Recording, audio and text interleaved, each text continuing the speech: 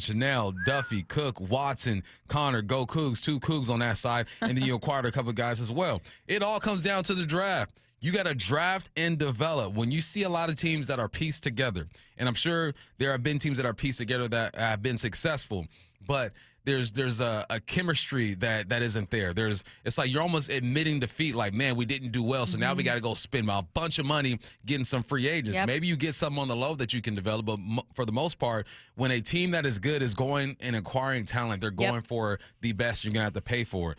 It all comes down to the draft, man. They know exactly who they are, and they know exactly the type of player that they need to execute their offense and their defense. Not saying that you can't build up a team of guys that you've acquired via trade or free agency and that those can't be major contributors, but I do not think that it is fully a coincidence that in the years that we saw the Seahawks kind of trying to make the playoffs, making it sometimes, but never truly being a Super Bowl contender.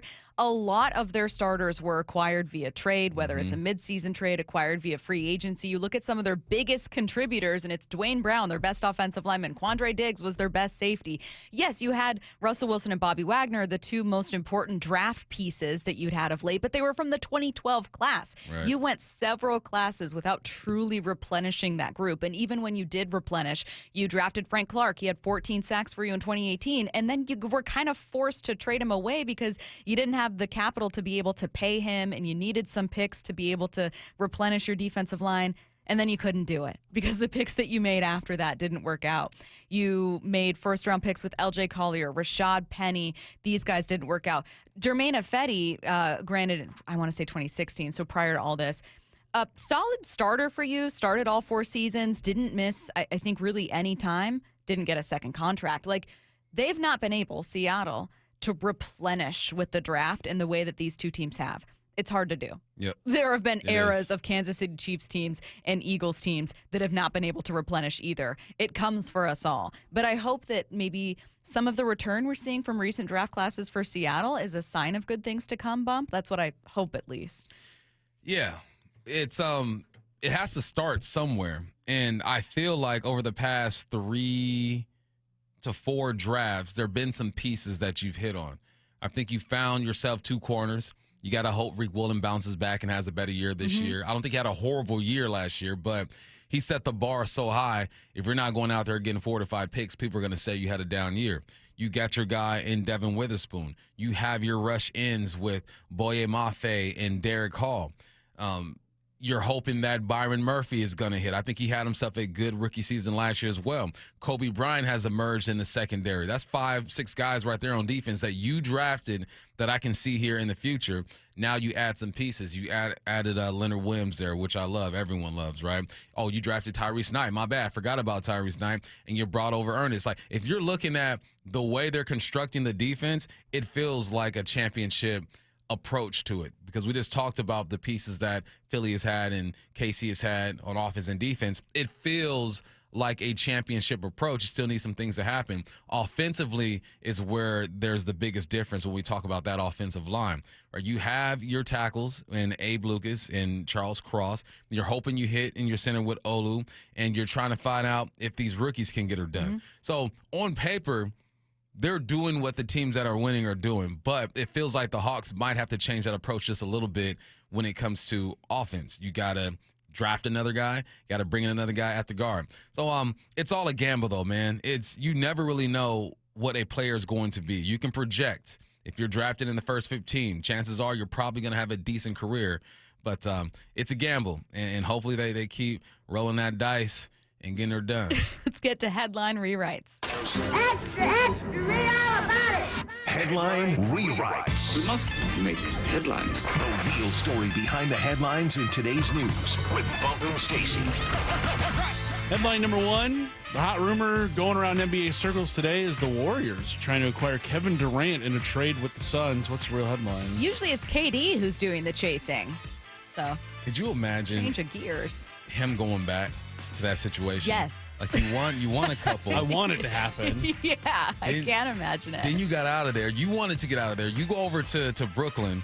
It hasn't worked in Brooklyn. It hasn't worked in Philly. In Phoenix. Now you're going back and saying, look, take me back. I'm sorry. I went out there to the dating world, and it isn't what it is. So take me back.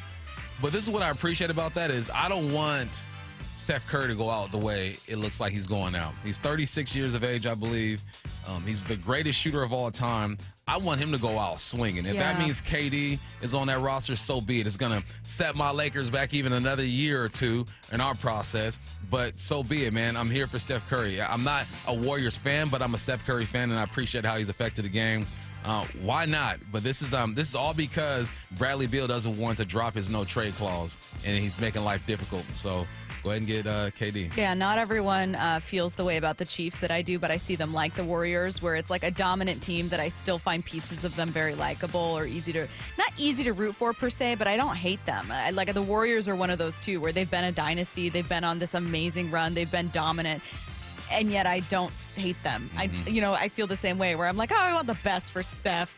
Why? He's already had everything, and yet I want that for him. Can you explain, because I don't quite fully comprehend this, what is going on, how Jimmy Butler gets worked in here from your point of view? Because this is potentially part of a 3-team deal, right? Yeah, 3-team. The 3-team deals always confuse me. Okay. So I'm going to leave that to Curtis. Curtis, if you understand exactly how that works, so be it. But the 3 teams, I'm like, okay. 3 teams involved. You just got to match salaries in NBA trades. That's the biggest thing. You can't just trade junk for another. You got to kind of match the salaries, and then it can work from there. Okay, so the idea is the Suns still want to try to get Butler. Tomorrow's obviously the deadline. And that maybe if they swing this deal with the Warriors, they can move enough pieces around so that Jimmy goes to Phoenix. Correct. Okay. Precisely. Okay. Headline rewrites. Headline number 2 today is the late National Signing Day across college football. What's the real headline? Today's also a great day to learn the names of your favorite team's future transfer portal entries. All right. Yeah, it don't hit like it used to. Back in my day, man, signing day was big. ESPN. I had to fax in my letter of intent. That's how old your boy is. And you didn't even have to say that. You know what I mean? That's all good, man. You could have been like, I texted it over on an iPhone 13. I'm okay. I'm okay with who I am, right? And it just doesn't hit the same. And that's why there isn't the big production that we're used to seeing, because we know that eventually the best player is going to go to the highest bidder.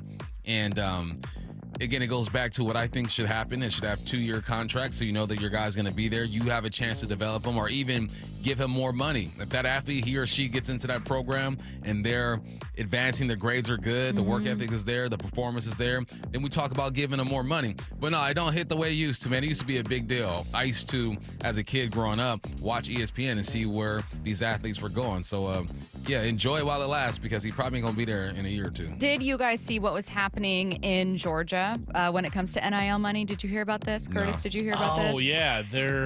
It's not being taxed anymore. Yes. So I saw Mike Golick Jr., who we're going to have on later on the show at noon. He's going to join us.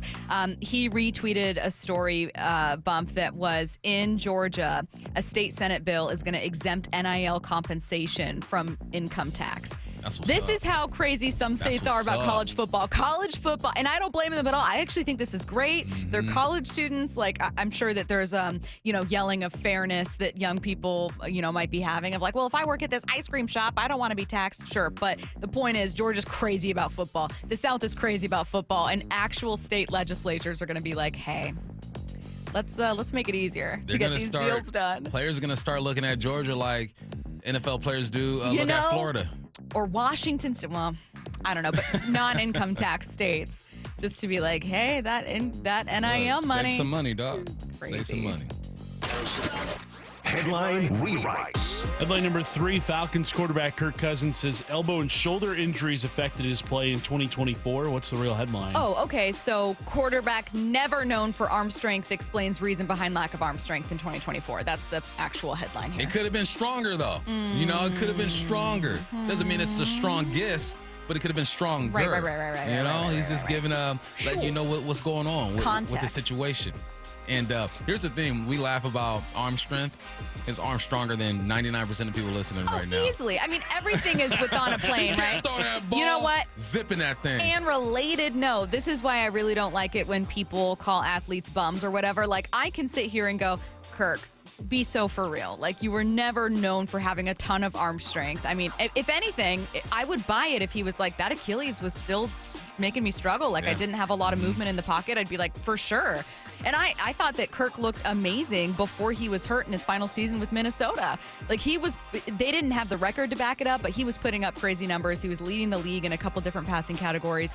I don't think that just because of his age, he's completely out of it. Now, I'm rooting for Michael Penix Jr., obviously, a fellow dog. So, sorry, Kirk. To me, your time is over in Atlanta. Well, he probably wasn't talking about his throwing it hard, too. He's talking about accuracy and timing and all that stuff, but strength plays into it. But for the sake of the headline, I'm with it. Yes, but to your point, there is a level of athleticism and just elite skill that we cannot comprehend. Like, if anyone's ever stood on the sideline during an NFL game, or if you've ever,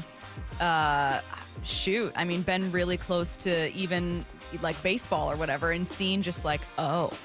Got some zip on that thing. Never mind. Normal people can't do this. This is unreal. All right. Still to come. Get Off My Lawn at 10:45.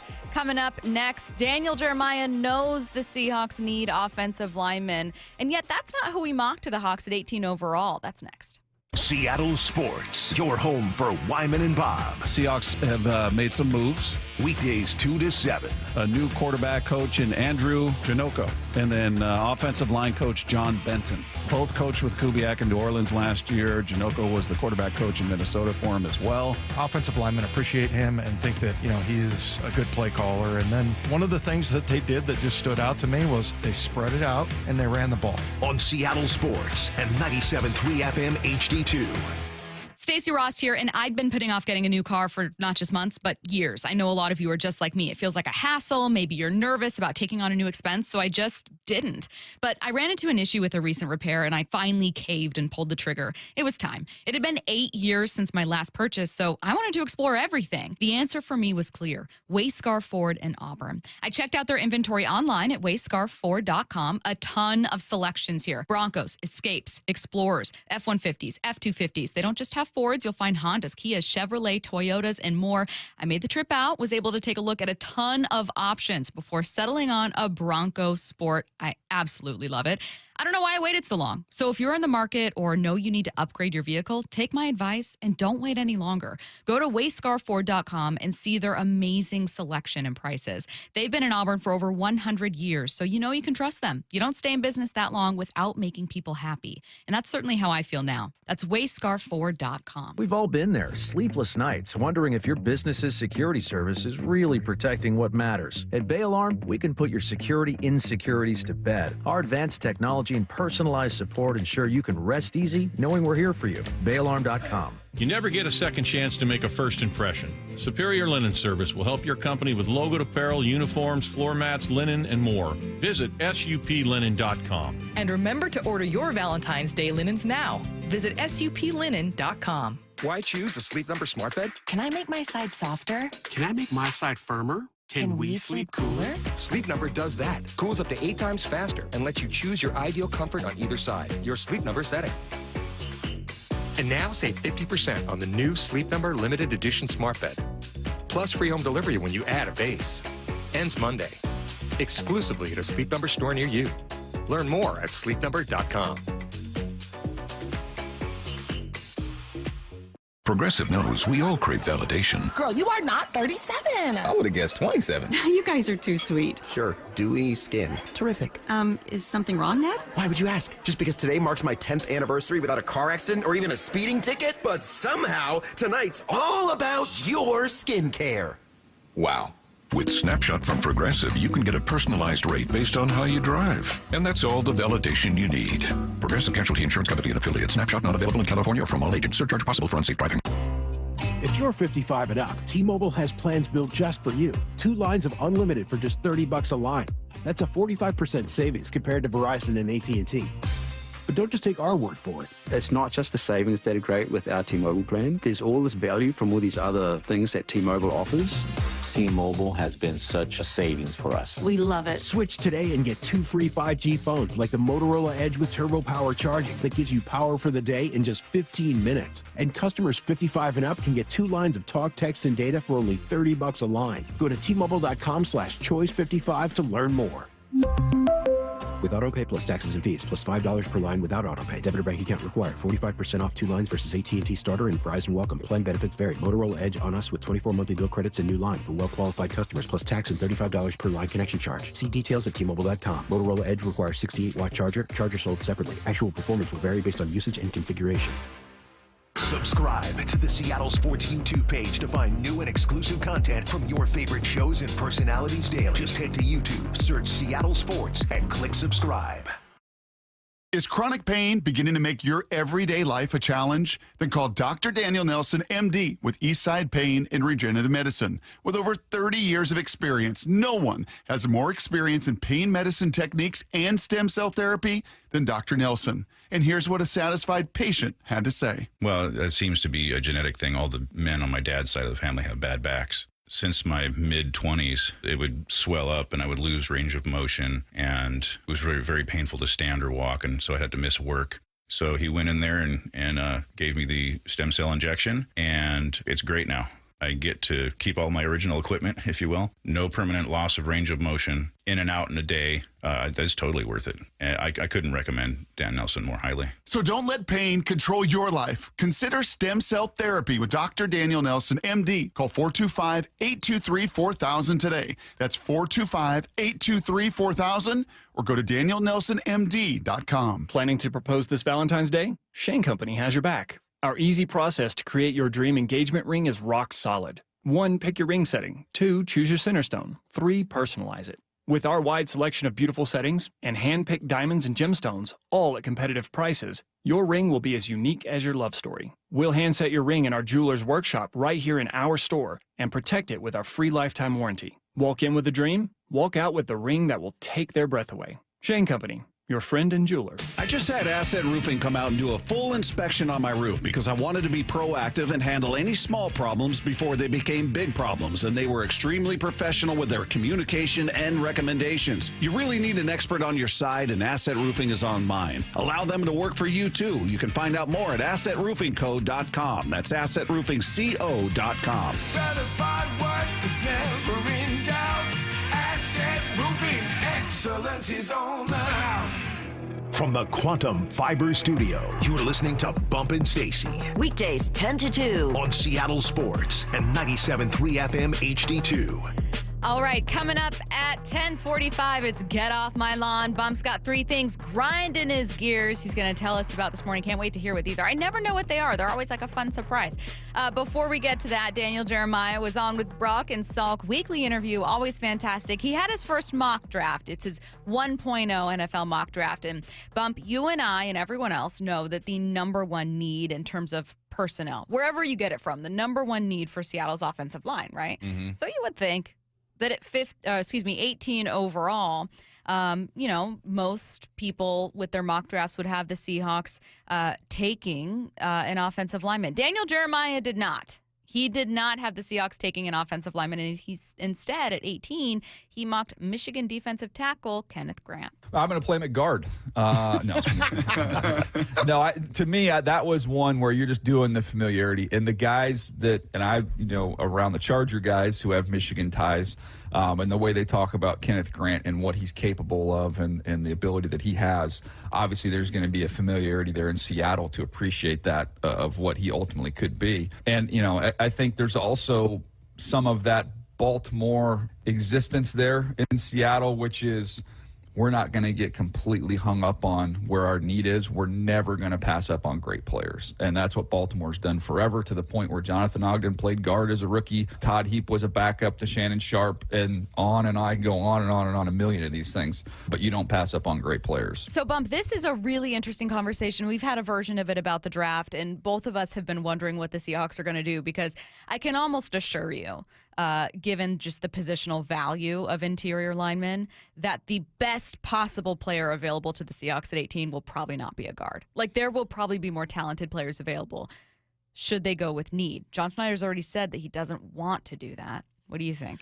It's interesting because I've mentioned watching the Saints offensive line and then watching the Seahawks offensive line. I felt like the Seahawks offensive line was just as good, if not better, than the Saints offensive line, yet they got some accolades and some recognition that the Seahawks didn't get. Not saying either one is perfect. Bunch of sacks. You got some things to work on, right? So if Kubiak, Schneider, and Mike McDonald are looking at the offensive line the same way, that move would make sense because they could be looking at it, and Kubiak, who just hired his offensive line guy, they could be looking at it and saying, we got something to work with. And it might not have been pretty when you look at the stats in the games from last year, certain moments, but we have something to work with. We got young guards. You have a young center. You have some tackles who have played for a while. Why not just go and get the best player at this point? And if the best player is a defensive lineman, then you go ahead and get that guy. What will happen is that people are going to be so confused. They're going to be scratching their heads like when the Buffalo Bills drafted Josh Allen, right? And they're, well, what's going on? What's going on? But if you are going into the draft with the approach, we're going to grab the best player like you did last year, then this move wouldn't make sense. If they felt like Byron Murphy was the best player available, they wouldn't got that guy. Me personally, look, I think that there's some growth that needs to happen on this offensive line. I think that everyone on that line have their moments when they look like they were one of the best at their position. Everyone on that offensive line have moments where they look like they were the bottom third of their position. How do they look at that offensive line? How do they see it? Does Kubiak look at this line and say, my offense is going to help this line. My scheme is going to help these guards in these center. Sure. The way I move the pocket is going to help Geno Smith. Go ahead and get yourself the best player on the board if it is a defensive player. God, it's such a fascinating conversation because the last time that I think the Seahawks clearly, maybe not the last time, but one time, a prominent time, when I think the Seahawks clearly went with a position of need and didn't actually believe in the player was when they took LJ Collier. I think they saw a run on some of those players, defensive linemen. Rashad was a reach? Yes, and I think that they knew that there would be a gap. I want to say in the draft in which they drafted Rashad Penny, there was maybe a gap, a huge gap between picks. So it was like either we get this guy now or we don't at all. And I think that was the case with both of them. Both were for need, right? Penny was after you had no single running back rushed for more than like 250. Only one running back, J.D. McKissick, had a rushing touchdown. Russell Wilson was like 97% of your offense. They draft Rashad Penny that year. And then LJ Collier was like, we need to find our next Michael Bennett. We need to find a defensive lineman. But like, I don't know that they truly looked at LJ Collier and thought, this dude's a game wrecker. I think they thought, we need this. And both didn't work out. And I don't think that's a coincidence. Is there like if I know that I didn't like that approach, do I necessarily want them to take that with the offensive line? The thing that makes the offensive line different for me is it has become so clear that has been central to their failure to get back to a Super Bowl. Like, if you can find a common theme ever that persists for a decade, it becomes pretty obvious that, like, maybe you need to bend the rules or do whatever you can to fix it. Well, here's the thing with the O-line, too, is how many do you think they need? I think you need a veteran guard. I think that Olu can be a guy, and I think that I saw Laumea play good at times. I could see them going and get a veteran out there in free agency and then picking up a guard later on in the draft. So if that's your approach, there are going to be some guards out there who are available, who are veterans, who are like, Reisner's been my guy since day one from Minnesota. Right? If you are going into the offseason thinking we're going to go acquire ourselves a good veteran, I think that one good veteran could help change the identity with this offensive line. Because Abe at his best is a good tackle. Yeah. Cross at his best is a good tackle. Yep. We have people texting in sometimes saying, like, well, how come they're not Pro Bowlers? They're just not Pro Bowlers. I don't know. They're just not Pro Bowlers, right? Just because you're not a Pro Bowler does not mean you're not a good football player. There's something between an A student and a D student. Like, I don't know what to tell you. Yeah, you don't. I would love for them to be Pro Bowlers. Sure. For sure. But I don't think you have to be a Pro Bowler to be good at your position. So if they are looking at this situation thinking they're going to go get themselves a veteran, I think that changes the way they approach this draft. But here's one thing people don't take into account, I don't think enough at least, is just how things happen in the draft. You don't know what the teams in front of you are going to do. You don't know what they're thinking. There are projections, there are positions of needs, and you're waiting to see what that team does, but it's a domino effect. Like, each pick affects the next pick according to who's available and their position of need. And there are teams that could be going to the situation and their offensive line clearly needs an offensive lineman, but they're thinking the same way the Hawks do. Let's just get the best guy who's out there. We have something to work with. There are things variables when it comes to the draft that aren't considered. I think sometimes the obvious isn't really the obvious. The obvious is go get an offensive lineman. But the obvious could really be just get the best guy who's out there because Kubiak thinks that there's something to work with. Daniel Jeremiah, this was interesting, transitioning to a DK conversation a little bit here, talked about a Seahawks topic he heard come up at the Senior Bowl. Of all those things, DK Metcalf's the only name that I heard the week down there. There was I didn't hear Geno's name once. The Seahawks weren't really a topic of conversation just with the people I was talking to. But in terms of connecting the draft with free agency or potential trades and this not being a great receiver draft of high-end players, I did hear, hey, I'd rather, if there's a way to trade for someone like DK Metcalf, I'd rather do that than take a swing on the kids we'd be looking at in the draft. I'm going to go ahead and combine it with this one, Bump. This is what he thinks it would cost to acquire DK. I don't have any idea in terms of where that would be right now, just in terms of how many teams will really be, will really want to do it. That's going to drive the price of it. But I think if you're, I think you could get a 1 for him. I think you could get a 1, and I don't know if you get much else than a 1, but you get a 1 and you're going to take on the money. So maybe it's a 1 and a 4, something like that. But I would be very surprised if you couldn't fetch a 1 for DK. Okay. See, I've always assumed the opposite. I would be surprised to see a 1 for DK. Yeah, I thought maybe a 2, and I think, and now Daniel Jeremiah is connected to GMs and coaches a lot closer than we are, right? So maybe he's getting information. Maybe he's seeing teams out there like the Browns who need a receiver, maybe the Jags who need a receiver, teams that are desperate for that number 1 guy. I would look at a team like the Jags and think, they spent some money at the receiver spot already, but that hasn't really worked out for them. I could see them wanting a number 1 receiver to pair with Trevor Lawrence, who, despite what his record is and what he has and hasn't done, is still one of the more talented quarterbacks in the game. You got a new regime going on over there. So maybe there is some weight to it. Me personally, I thought that the most you can get for DK is a 2. Let's see. I have a little more Daniel Jeremiah sound, but what I'm going to do instead is squeeze in a question or two from listeners from this conversation. And then if you guys want more Daniel Jeremiah, check out the Brock and Salk podcast. Always a great interview with him. Someone said, well, is there any concern with tackle? Like, given that, both were drafted the same year. You do have some injury history with Abe Lucas. We're all assuming they're going to extend Cross and he's not going anywhere. But, but is there at all a concern? Could you find a reason that someone would take a tackle? Because a tackle at 18 would make sense. It's injuries. Yeah. Just Abe Lucas has not been healthy the past couple of seasons. Yeah. When he is healthy, according to my eyes and what I hear from Big Ray and my other O-line guys, he's good to go. All right, you guys, we are going to get back to the Seahawks at 11. We know that Myles Garrett is available via trade, at least according to him. We don't know if Andrew Berry, GM of the Browns, is actually going to deal him. We know it might take 2 first-rounders.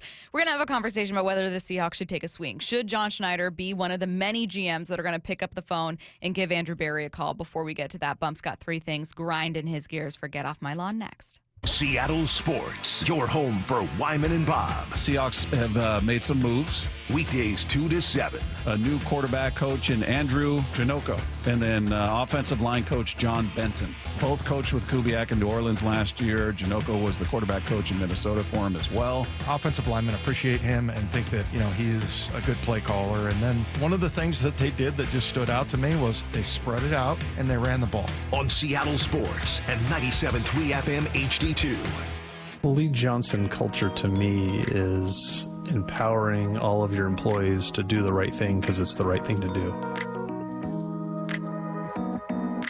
There are certain things that it doesn't matter what level of employment you are in our organization. If it's not the right thing or it doesn't feel right, they have the ability to take care of the customer and make the decision without asking a manager, without asking an owner. The end result is they can speak to the customer with more confidence. They're definitely more confident in what they're trying to provide the customer, what the customer is trying to accomplish, and just giving them a better experience. His name is Justin Meek. He's the leader and caretaker of more than 300 full-time employees for the Lee Johnson Auto family. It's the united understanding among Lee Johnson employees that customers are the purpose of our day. The LJ way is the Lee Johnson Auto. This is the story of the one. As a maintenance specialist for university housing, he knows college students can major in wear and tear.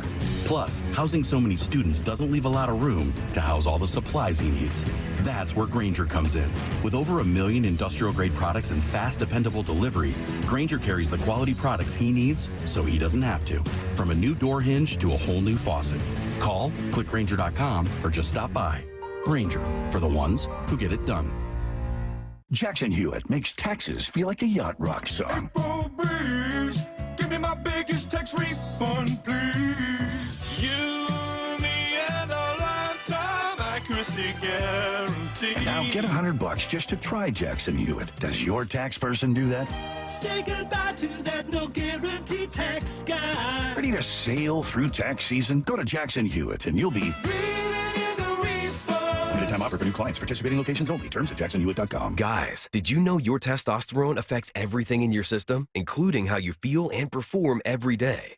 Right now, Revive Men's Health Seattle will check your testosterone for free. Knowing your T levels is the first step in understanding if you have low T. Your testosterone level impacts your energy, libido, sleep, weight, hair loss, mood, and even ED. Maintaining an appropriate T level can change your whole life. Most men start to see changes in their hormone levels in their 30s. Experience and results matter. So what are you waiting for? Get your T levels checked today by local, experienced, and trusted men's health experts. They've helped thousands of men since 2011. They're so confident they can help you, they even guarantee it. Call Revive today and schedule your free testosterone test, free exam, and free consultation. Call Revive Men's Health at 206-529-1111. That's 206-529-1111. Or visit ReviveMen'sHealth.com. Are you constantly dealing with a runny nose, allergies, congestion, sinusitis, or postnasal drip? Hey, it's Dr. Ryan Stern of the Stern Sinus Center. Rhine Air is a simple, non-invasive procedure that significantly reduces your postnasal drip and stuffiness. We're proud this year the Stern Sinus Center was just named a nationwide center of excellence. We're also excited to welcome another allergy surgeon and ear surgeon to our practice. Schedule your appointment in Auburn or Federal Way or go to sternsinus.com. The Hot Stove Show. Stay up to date on the Mariners offseason with Aaron Goldsmith, Gary Hill, and Shannon Drayer. Swing and a miss for strike 3. Tuesdays from 7 to 9 p.m. leading up to spring training. This is Matt Coker from West Coast Men's Health. I'm proud to let you know that nationwide, our clinics have a 4.7 out of 5-star rating on Google. This tells you that our patients are really seeing results. Here's what some of them are saying. The results are close to phenomenal. On top of that, the staff and the scheduling are top-notch, and my technician is a consummate professional. Another patient said, I called numerous clinics, and West Coast was by far the best.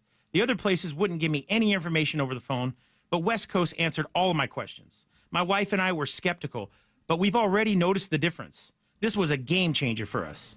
West Coast Men's Health has helped thousands of men reverse their ED using acoustic wave therapy. No pills or shots necessary. Give us a call today so we can help you too. With clinics in Redmond and Tacoma, call 206-519-6541. That's 206-519-6541. 206-519-6541. Online at westcoastmenshealth.com. For many of us, it's happening. Your hair is thinning. Your crown is disappearing. Hair loss had me feeling like I was losing my identity altogether. Well, I've got some good news. It's a simple one-day treatment that worked for me. The Advanced FUE from Advanced Hair.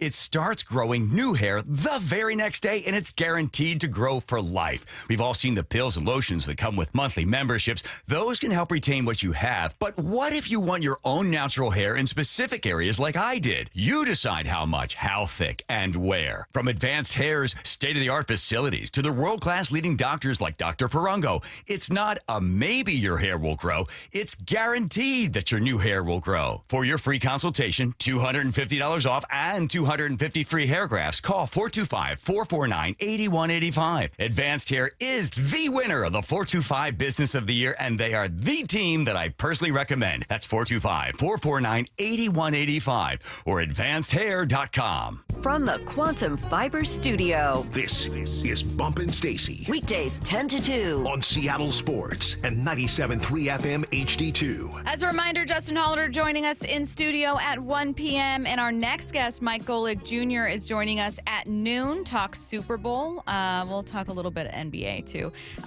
Before we get to any of that, though, it's 10:45 and it's a Wednesday, and that means it's time for Get Off My Lawn. Michael Bumpus has 3 things grinding his gears this week. Bump, what's driving you crazy? I'm a man. I'm 40. All right. Hey, so typically I try to do sports every now and then. I kind of venture off into life, and I think this is like a life get off my lawn today. Ooh, okay. Therapy. Those for are my me, favorites. Okay. First one. I got 4 today, so I'll be quick. Okay. I got the worst text messages of my life today. Oh, God. The worst. All my golfers out there, you know that Bandon Dunes is a beautiful place. And the last 2 years, I've had the opportunity and the privilege to play in Joey Harrington's golf tournament. You get all the Pac-12 schools together, and we compete. And for 2 years, we have done it. And he texted me yesterday or this morning that, you know what? Bump, I'm shifting it over to the Big Ten. Dang you, Larry Scott. You still find a way to ruin my life, to ruin things that I love. My Washington State Cougars all by ourselves swimming in the Pac-12 pond waiting for homies to join in, and now you took that tournament away from me. It was the greatest experience of my golf life. I'm mad at you, Larry Scott. That's my first one. What a text to get. Goodness gracious. Well, when you start with, I got the worst text of my life, you're thinking it's going to be like somebody died. A horrible emergency or like a family thing. Man. Wow, I'm so sorry for your loss. That hurt. Yeah. I got to pay for Bandon now? It's Yeah. expensive. Okay, we're on to the next one now. All right. I'm a man. I'm 40. All right, man, the weather's been crazy. And where I live, we get lots of snow. Lots of snow. And Matthew, don't get mad at me for this one, okay? No. The Pacific Northwest is known for a specific vehicle. It is the Subaru Forester. I heard that you drive that vehicle. Subaru Outback. But okay. Subaru, Subaru nonetheless. About the same, right? There's a thing between driving cautiously and like a little. And these Foresters, Outbacks, you got all-wheel drive. You should be going at least 35 on the highway when it's snowing out there, and they're going like 10 to 12 miles per hour. There's cautious, and then there's driving like a. And I was stuck behind 3 of them things this morning. Could have been here earlier. I'm like, listen, man, I understand it's scary out there right now, okay? But 10 to 15 mile per hour, and it's not even snowing. There's just snow on the ground. There's no turns. There's a straight shot. Like, pick it up a little bit. Okay. You are known, Pacific Northwest, you are known for the Subaru Forester and Outback. Act like you've driven in that stuff before. Be cautious. Sure. But don't be driving like a little. Now, there was no snow on the road. No, it was like slush. It was slush. Okay, so only slush on the road. Yeah, man. Jacked up my commute this morning. Second follow-up question. Yes. Were they in the fast lane, or is this like a 2-lane road? It's like and two, the fast lane two is were unforgivable. There. They were staggered. They're like, listen, we riding this house together. They're like the Blue Angels flying over Lake Washington. Going straight to REI. I'm just like, come on, man. Foresters, Outbacks. Do better. All right. What's next? I'm a man. I'm 40. Okay. I'm on some dad stuff, man. I just downloaded this app on my phone, and it's the PUD Snohomish deal. I didn't know this existed. Okay. So I paid my bill the other day. I got the app, and it gives you data of how much energy is being used in your home and how it compares to the other months, the last years, all that stuff. This goes out to the Bumpus kids. Turn the lights off. Oh, wow. Turn the lights off. Our rate, we're trending in the wrong direction right now with our bill, okay?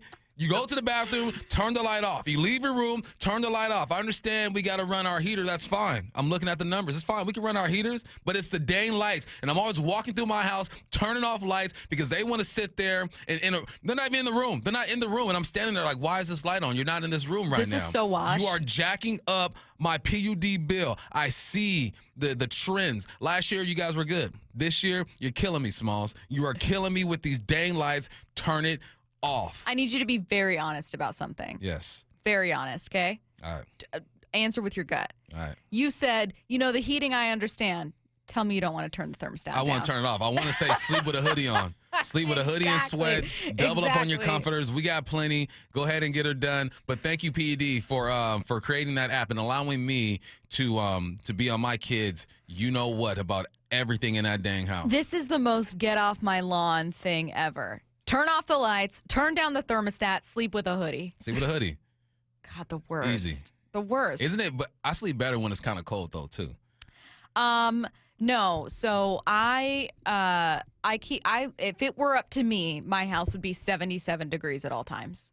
And That's the reason, crazy. if you Are you ever an iguana? if you ever watch the stream, I wear hoodies or sweatshirts or coats every single day because it's freezing in here. The studio is kept at usually 65 degrees. It's 68 right now. That was good. But there's like a space heater good. next to me. No, 77 is ideal. I would love a heat rock, ideally. That would be my couch. Yeah. What's last? That's crazy. What? How is that crazy? I'd be sweating. I sweat way too much for that. See, I want to be able, and I turn my fireplace on too. I want it to feel borderline sauna. God. Like you come in and you're kind of like, wow, I feel like I'm like breathing in Is your hot air. fireplace like an electric one, or is it an actual I fireplace? couldn't tell you. I flip a light switch and the fire turns on. It's electric. All right, Oh, last gas. one. It's gas. Guys, there you go. Last one I got for you. I'm a man. I'm 40. Man, Twitter be giving people so much confidence. It's crazy to me. So much confidence is crazy. And I'm like, I post, but I don't really look unless I'm researching for work. But every now and then I look, right? And I see people talking crap about people that they follow. Why are you following that person? Thank you. If you're going to talk about them, why are you following that person? It baffles me. It's like, I don't understand. What kind of joy do you get out of hating on somebody publicly and you follow them? If you don't like that person, you don't like what they're about, you don't like their tags, you don't like their family, whatever. Why are you following that person? I feel like that's fake hate. You really love that person. You really like that person. Yeah, you like hating that person. You like is what hating it that is. person. You yeah. like hating that person. It just baffles me. I don't follow anybody that I don't like. I just don't. So yeah, stop following people you People don't like. that happens I mean, people listen that hate us. People follow people they don't like and then comment horrible things all the time. I really do think that there's like a level of, I mean, I think of some shows I watch and there are people on those shows that I can't stand. I wouldn't want them to be taken off the cast. You know what I mean? Yeah, like sometimes there's this human thing in us that hate listens, hate watches, hate follows, and people do that all the time. I will hate watch some sports, but I'm not following you on X if I don't like you. Yeah. Or if I have issues with you. That's facts. Yeah. Should the Hawks take a swing at Myles Garrett? That's next. Seattle Sports, your home for Brock and Salk. There was more that we heard from Jerry. He did talk about the starting pitching. You know, we were just steadfast in our commitment to hold on to the pitching. It's the foundation of their team. That's who they are. From the rebuild on, from the draft to development, it has been that rotation that is special. We got more patience, and we're going to sign these guys. Our money is actually going to be spent on Kirby and Logan and our guys. And in 2 years, when our prospects come up and all these difference makers, That's when it hits. I think that there is a lot of merit to that. Streaming live on the Seattle Sports app. And this week's First Mark Challenge victory goes to Lonnie. Lonnie, why did you call First Mark Insurance? We've been with the same insurance company for over 32 years. And my husband said, come on, let's at least try it. And that was the smartest thing we ever did because we saved thousands, literally thousands a year on our insurance. They improved it. It cost me less, and it was a higher value. You know, I can't say enough good things about Scott because everything that he said he'd do, he did. What do you tell your friends they can expect when they make the call to First Mark? An easy, profitable, and actually pleasant call. They genuinely are trying to help you, and you can't beat that. We were silly to wait so long. A couple other friends that have called, too, they said, why didn't you tell us about this sooner? You see, Lonnie did it. My family did it. You got to do it, and it's totally free. Go take the First Mark Challenge today. See how much they can save you and how much better your coverage will get. Maybe you will be our next First Mark Challenge victory. Go to firstmarkinsurance.com. Attention buyers. The James G. Murphy Company invites you to a major public online equipment auction happening Thursday, February the 6th through Thursday the 13th in Marysville. It's packed, stacked, and racked with a huge lineup of vehicles, tools, heavy machinery, and much more. Find trucks, trailers, construction equipment, you name it, we got it. Over 1,000 items to be sold to the highest bidder. Featured items include a Super Sharp 2022 Kenworth T880 dump truck, a 2013 Komatsu PC138 US excavator, and a 2009 International Vector truck. A dozer up for grabs? You bet. But wait, There's more. We got over 100 gas-powered excavators, wheel loaders, and skid steers. Preview all this great gear in person at our Marysville location, 8 a.m. to 4 p.m. Tuesday, February the 11th and Wednesday the 12th. Do not miss this first major auction of the new year. Check murphyauction.com for photos and all details. That's murphyauction.com. murphyauction.com. Emerald Queen Casino, the entertainment capital of the Northwest. The best place to watch all your favorite sports. Featuring wall-to-wall viewing screens, 6 windows, and 30 kiosks. Be there at emeraldqueen.com. Emerald Queen Casino, the entertainment capital of the Northwest. The Seattle Golf Show, Friday, February 7th and Saturday the 8th at the Seattle Convention Center has 100 exhibits. Buy tickets online and get up to 4 rounds of golf and get free balls while they last at the door. Shop the huge Putts Golf Sale. Kids under 12 are free. VIP tickets at seattlegolfshow.com. Jackson Hewitt makes taxes feel like a yacht rock song. Breeze, give me my biggest tax refund, please. You, me, and a lifetime accuracy guarantee. And now get $100 just to try Jackson Hewitt. Does your tax person do that? Say goodbye to that no guarantee tax guy. Ready to sail through tax season? Go to Jackson Hewitt and you'll be... Limited time offer for new clients. Participating locations only. Terms at jacksonhewitt.com. Right now at Wendy's, get 2 of these fave items for just $7. The spicier classic chicken sandwich, Dave's single, or 10-piece nugs. It's an incredible deal, but an insanely difficult choice. Do you go double chicky sando, both spicy and classic, 1 beefy and 1 chicky? Or maybe you go all in on one and go Nug Max. 2 faves for just $7? Gotta be Wendy's. At participating Wendy's for a limited time only. Select a request 2 for $7 deal to redeem. Not valid in a combo or with saucy nugs. Single item at regular price. Prices may be higher in Alaska and Hawaii. This is the story of the one who, as a maintenance specialist for a historic high-rise, knows that vintage charm historically needs constant attention. Which is why, when it's time to upgrade turn-of-the-century mechanicals, they turn to Grainger. With easy access to 1 million-plus products and the scale to deliver when and where you need them. The right tools and supplies are never far away. So the one can keep that vintage building running like new. Call, click Grainger.com, or just stop by. Grainger, for the ones who get it done. Febreze. It's a classic odor tale. You fried fish for dinner, cleaned up, but the smell is still in the house. And the neighbors are coming over for game night. They're on their way. And then you spray Febreze Air Mist. Febreze Air starts working instantly to fight even your toughest odors, so you go from fish to fresh like that. Now all you have to worry about is Pam cheating at charades. Breathe happy, Febreze, la la la la la. Mr. K's Construction reminds parents to enroll your kids in a positive youth program. Sports, hobbies, and community activities improve overall health and performance in school.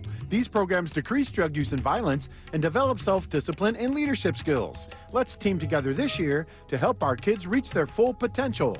Best wishes to all our kids from the entire team at Mr. K's Construction, committed to making your home and our community beautiful since 1977. This is Seattle Sports. Streaming through the Seattle Sports app. KIRO AM Seattle. KIRO FM HD2 Tacoma. Home of the Seahawks, Mariners, and everything Seattle sports. Seattle Sports Snapshot. Ahead of tomorrow's trade deadline in the NBA, the Bucks have traded Chris Middleton to the Wizards as part of a multiplayer deal that sent Kyle Kuzma to Milwaukee. Sticking with the NBA, in his first public comments since the Lakers acquired Luca Doncic, LeBron James admitted that at first he didn't think the trade was real, saying it didn't set in until he saw Luca at practice today and video of Anthony Davis in Dallas. It was shocking when I heard the news, James said, but at the end of the day, I understand the business of basketball. Snapshot, brought to you by Miller Lite. When it's game time, it's Miller time. From the Quantum Fiber Studio, this is Bump and Stacy on Seattle Sports. Streaming through the Seattle Sports app and at seattlesports.com. Now, here are your hosts, Michael Bumpus and Stacy Ross. Here we go now. Bump, the top 3 things to come in on the Mac and Jack's text line after you got off my lawn segment was number 1, someone saying Washington drivers are absolutely awful, rain or snow, so they empathize with you. Someone who says, I'm a truck driver and this happens all the time. So they feel your pain. I'm not saying not to be safe. You got to be safe out there. There's a level of safety that becomes... But you're not even going 25. Like unclear roads. Yeah, like come on, man. Like relax. Maybe you should just stay home today. Yeah. If you're that scared of the road. Let me tell you what. I came out, as you know, my new Bronco Sport, and I saw snow this morning, and I was like, let's ride. Let's get it. Let's get it. Let's go. The other thing is people recommending that maybe it's PlayStations in your home. That maybe you have some electronics that are plugged in, and the Bumpus kids are innocent. Okay. Innocent bystanders. So I need to make them unplug the PlayStation? Presumably. Really? That was this person's guess. They said maybe that's the culprit. And here. it's been snow days the last 2 days. Exactly. So So if they're home. I'm sending text messages right now. Yeah, I can't relate. I leave everything plugged in, everything turned on, and my house is 80 degrees. So, Mike Golick Jr. joining us at noon. We'll take a look ahead to Super Bowl 59. Before we get to any of that, we're going to take a look to the Seahawks season and talk about whether or not the missing piece could be Myles Garrett. So Myles Garrett publicly announced via a statement released to NFL.com and NFL Network that he wanted a trade and was requesting a trade from Cleveland. Just a couple weeks prior, Browns GM Andrew Berry was asked about a potential Myles Garrett trade and said, absolutely not even for 2 first-round picks, and you can quote me on that. Real thing he said. No. That's exactly what he said.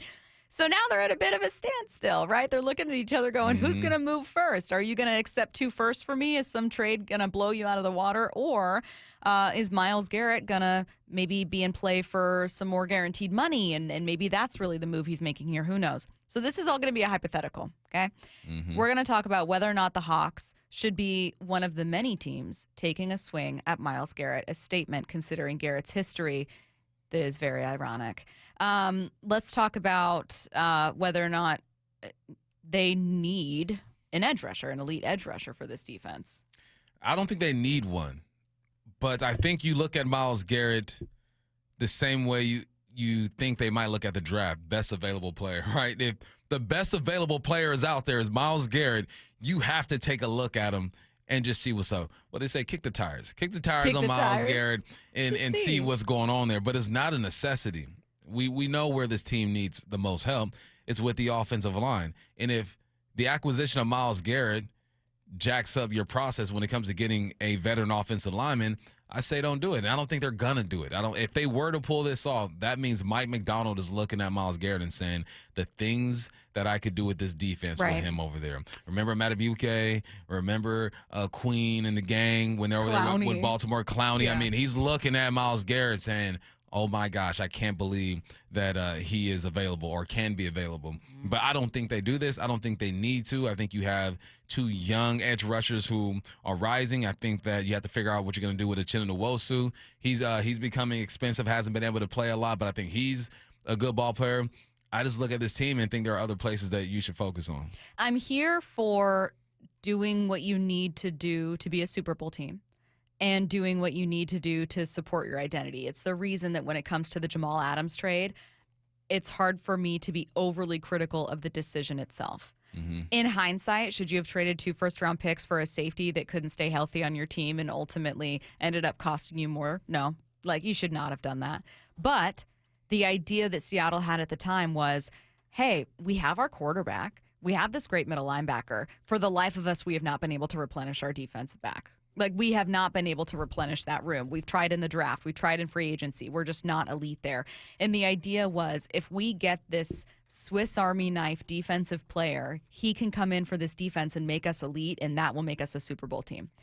And I don't even mind the idea that a defensive player could help be the face of a team, but this just so clearly wasn't the road forward. So Myles Garrett would clearly make you better. Daniel Jeremiah would consider it. To me, Myles Garrett, I think, has 4 elite years ahead of him and is a complete difference maker. So, and especially if I can get, if I could get that done with this year's 1 and next year's 1, and then a player, one of the guys that you mentioned, the whole host of different options you could choose from there, I would do that tomorrow. To me, I think that would make a major difference for this team. It's a push. I can say, okay, well, do you want to save resources to eventually upgrade the quarterback position if you do want to get, a little bit better option there? But I just think where their roster is right now, they're going to be kind of a no man's land for the next handful of years in terms of being able to get that done. So I'm all for making a push. Says if it's a first, this year's first, next year's first in a player, the Seahawks should make that deal tomorrow.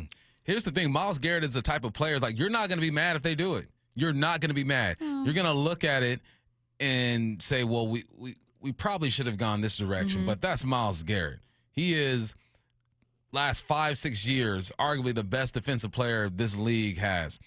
4 straight years with 14 sacks. No one's ever done that. He is that type of dude.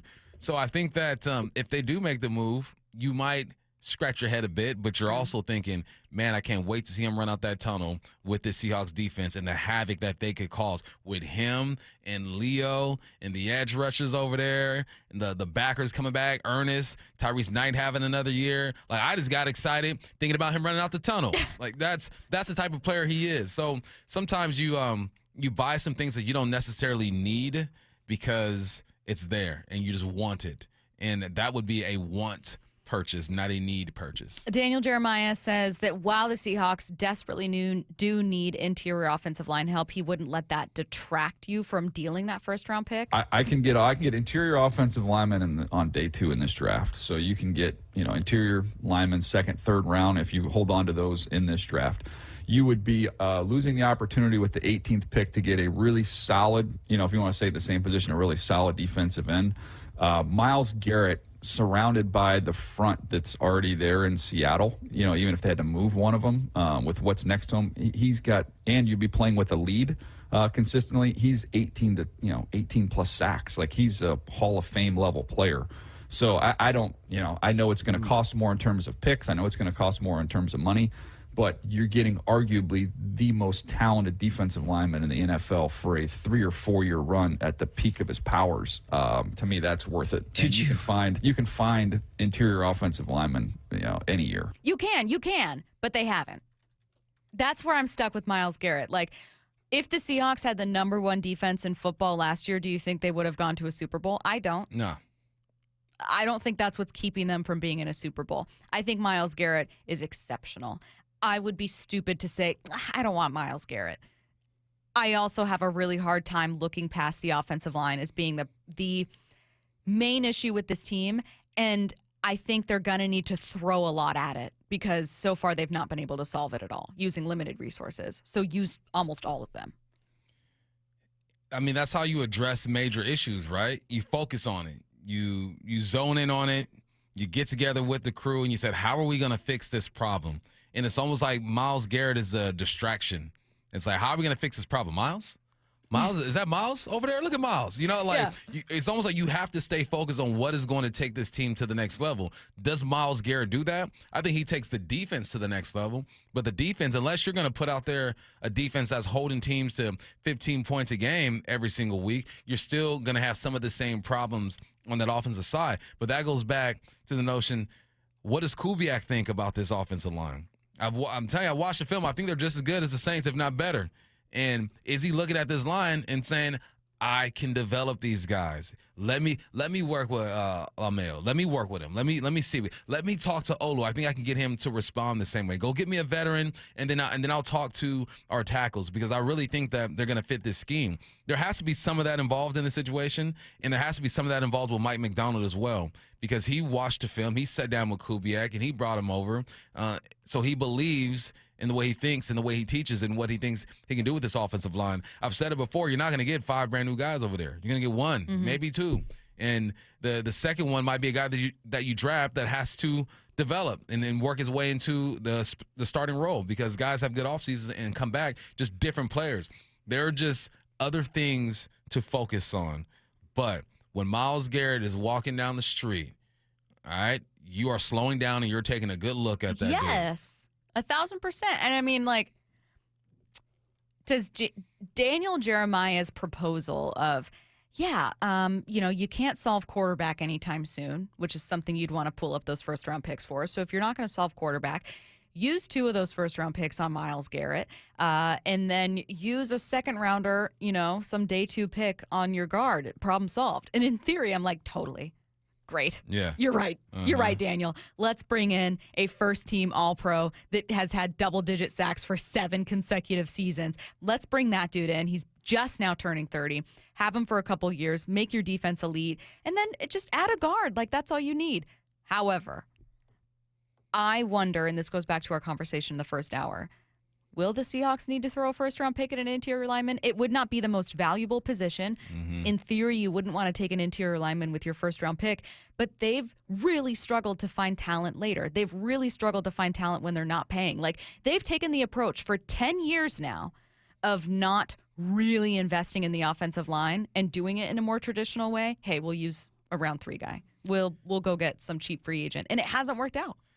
So I'm looking at NFLDraftBuzz.com. I love this website. They give you a lot of information on prospects. I'm looking at the top 12 prospects that they have. Not a guard in sight. You got 1 tackle. Let's go to the second page. The next 12, we're going to 24. Not a guard in sight. There's 1 tackle. Let's go one more page, all right? So now we're up to the top 36. Not a guard in sight, but you got several tackles.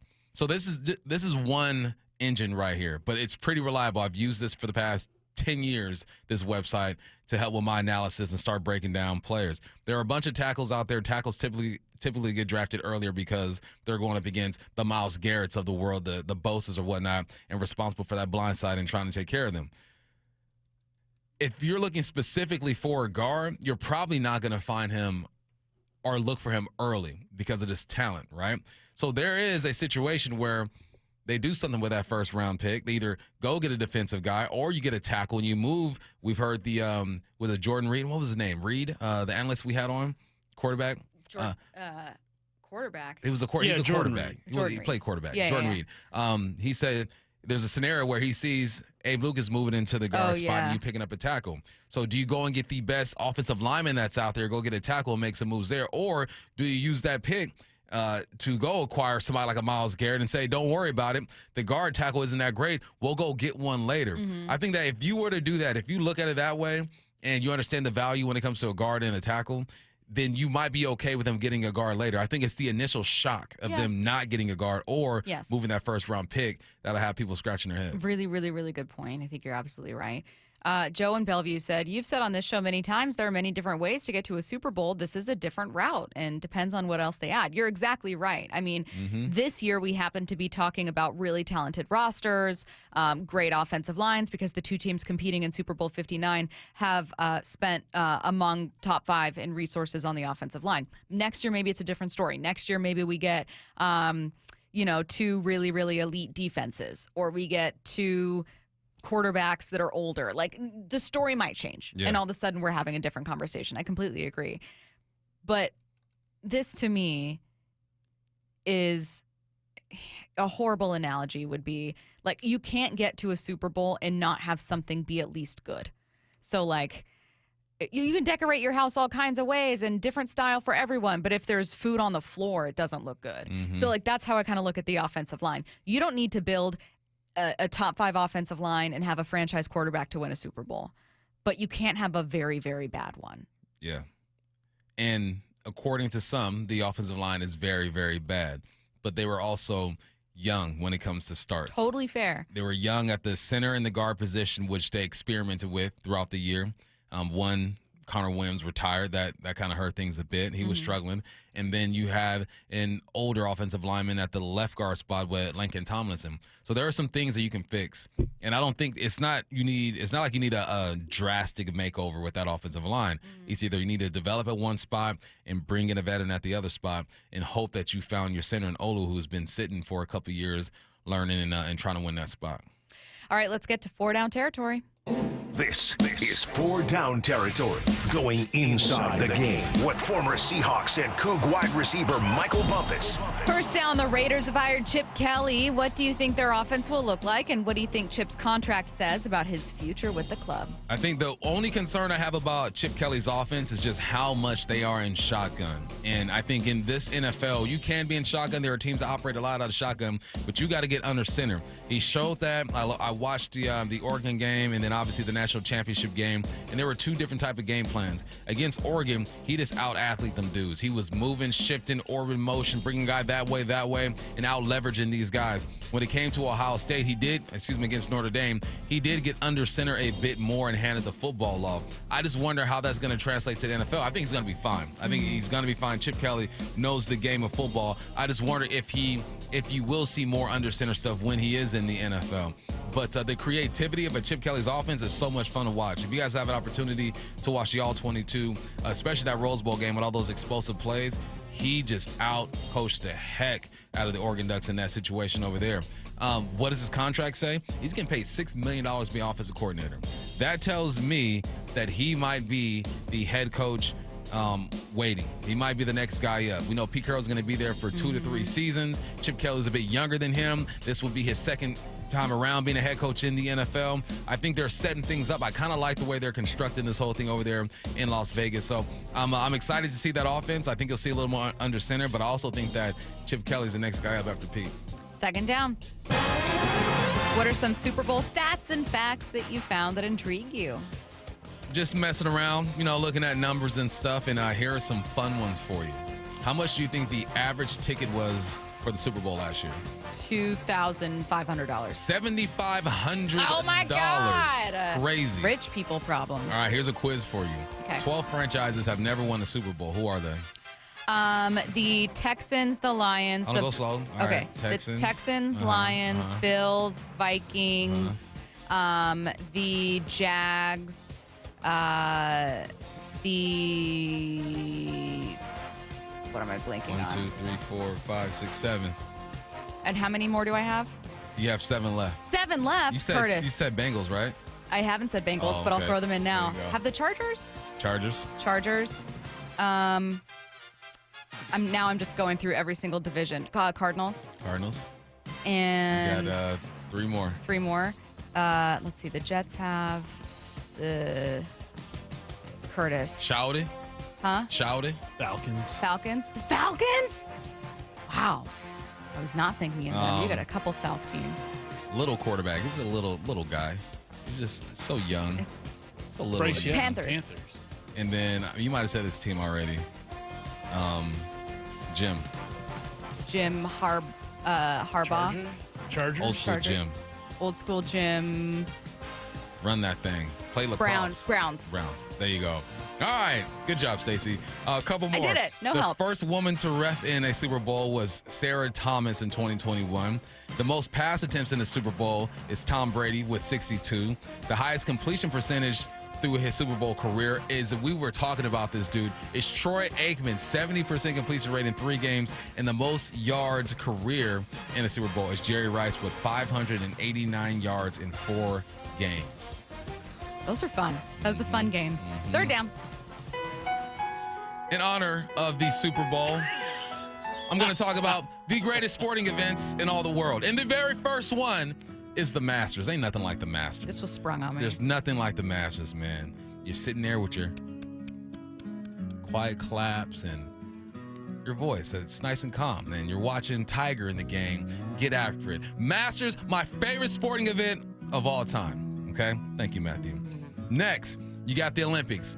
Can't beat the Olympics. You got the 100-meter race and the basketball championships are my favorite in the Olympics. And then you have the World Cup. As much as y'all want to hate on soccer, the world, Craig, the world is playing the same game at the same time. Nations from everywhere are competing for this. You got to stop hating on soccer, man. You might not like it, but the world plays it, and we're not very good at it. So let's do better, USA.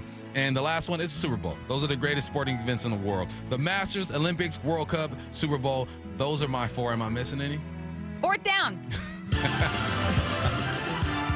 Who's the player who needs attention when you watch the Super Bowl? All right, so who is the best offensive player not named Pat Mahomes for the Chiefs? For the Chiefs, is it not Travis? Travis Kelce. Okay. Cooper DeJean.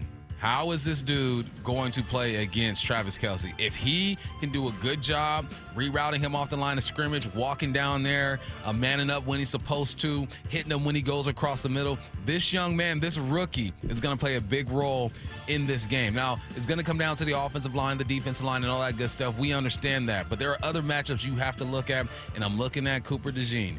Can you be the guy to wreck stuff up? Remember when Earl Thomas popped Gronkowski in the chest and set him down for a little bit? We need 1 or 2 plays like that. They might call a flag on you, so make sure your head is out the play, because you know how soft the NFL is these days, Coop. But if they want to slow down that passing game, it starts with that defensive line. But look at the rookie, Cooper DeJean. He's going to have a big one. Can I introduce a slightly related conversation? So this has nothing to do with 4-down territory, but in our final 2 minutes here, we opened this hour by talking about whether or not the Seahawks should make a trade for Myles Garrett, and I said I just can't overlook the offensive line. I think you should throw a ton of resources at fixing it. That includes money that would be wrapped up in Myles Garrett's contract. I would just like to see you try to fix that. And you made the case of, you know, you can find guards later, like you can find talent elsewhere. You know, like, I'm not saying you should make the deal, but I'm saying that Myles Garrett is an exceptional player and blah, blah, blah. We had someone text in and say, you could argue the reason the Seahawks haven't been back to a Super Bowl is because of the defense. And I found myself for a minute, even though I'd complained about I think that was ultimately the downfall of Pete Carroll here, is you didn't have an elite defense anymore. Not only that, but they were pretty bad. For a minute, it was like, say what you will about Russell Wilson, but there was a minute there when it was him and the receivers just overcoming every problem. Right. However, it's so hard for me to separate offensive line concerns from this. Like, yes, technically, the defense is maybe the biggest reason, but maybe I'm looking at the recency of the defense improving under Mike Macdonald in his first season and the offensive line being so bad. I don't know what it is. It's so hard for me to not look at the offensive line. Even when Russ was playing here and playing well, he was among the most sacked quarterbacks in football. Some of those are on him, but this has been a team that's had a bad offensive line since basically John Schneider's been here. A bad O-line makes every play that much harder. The process is just that much harder. You're asking more of your quarterback. You're asking more of your running backs. You're asking more of your wideouts. Everything's connected in football. You can say the same thing about defense. The defensive line makes the linebackers better, the secondary better. But you're right. I think we're not saying the defense is all world and good to go. Yeah. You always want to get better. But we're not concerned about the defense at this point. You're concerned about putting up points, winning ball games late, and allowing your quarterback to be comfortable back there so he stops turning the football over. So I'm with you 100%. Main concern is still the O-line. I will admit that the recency bias of this year's playoffs is also factoring into that, looking at how great they were up front, how great those run games were, and it's just so hard for me not to want that. So there's some recency bias at play. Coming up next, a legendary announcer is picking the Chiefs to win the Super Bowl. It's not for the reason you think, and he's got a wild stat to back it up.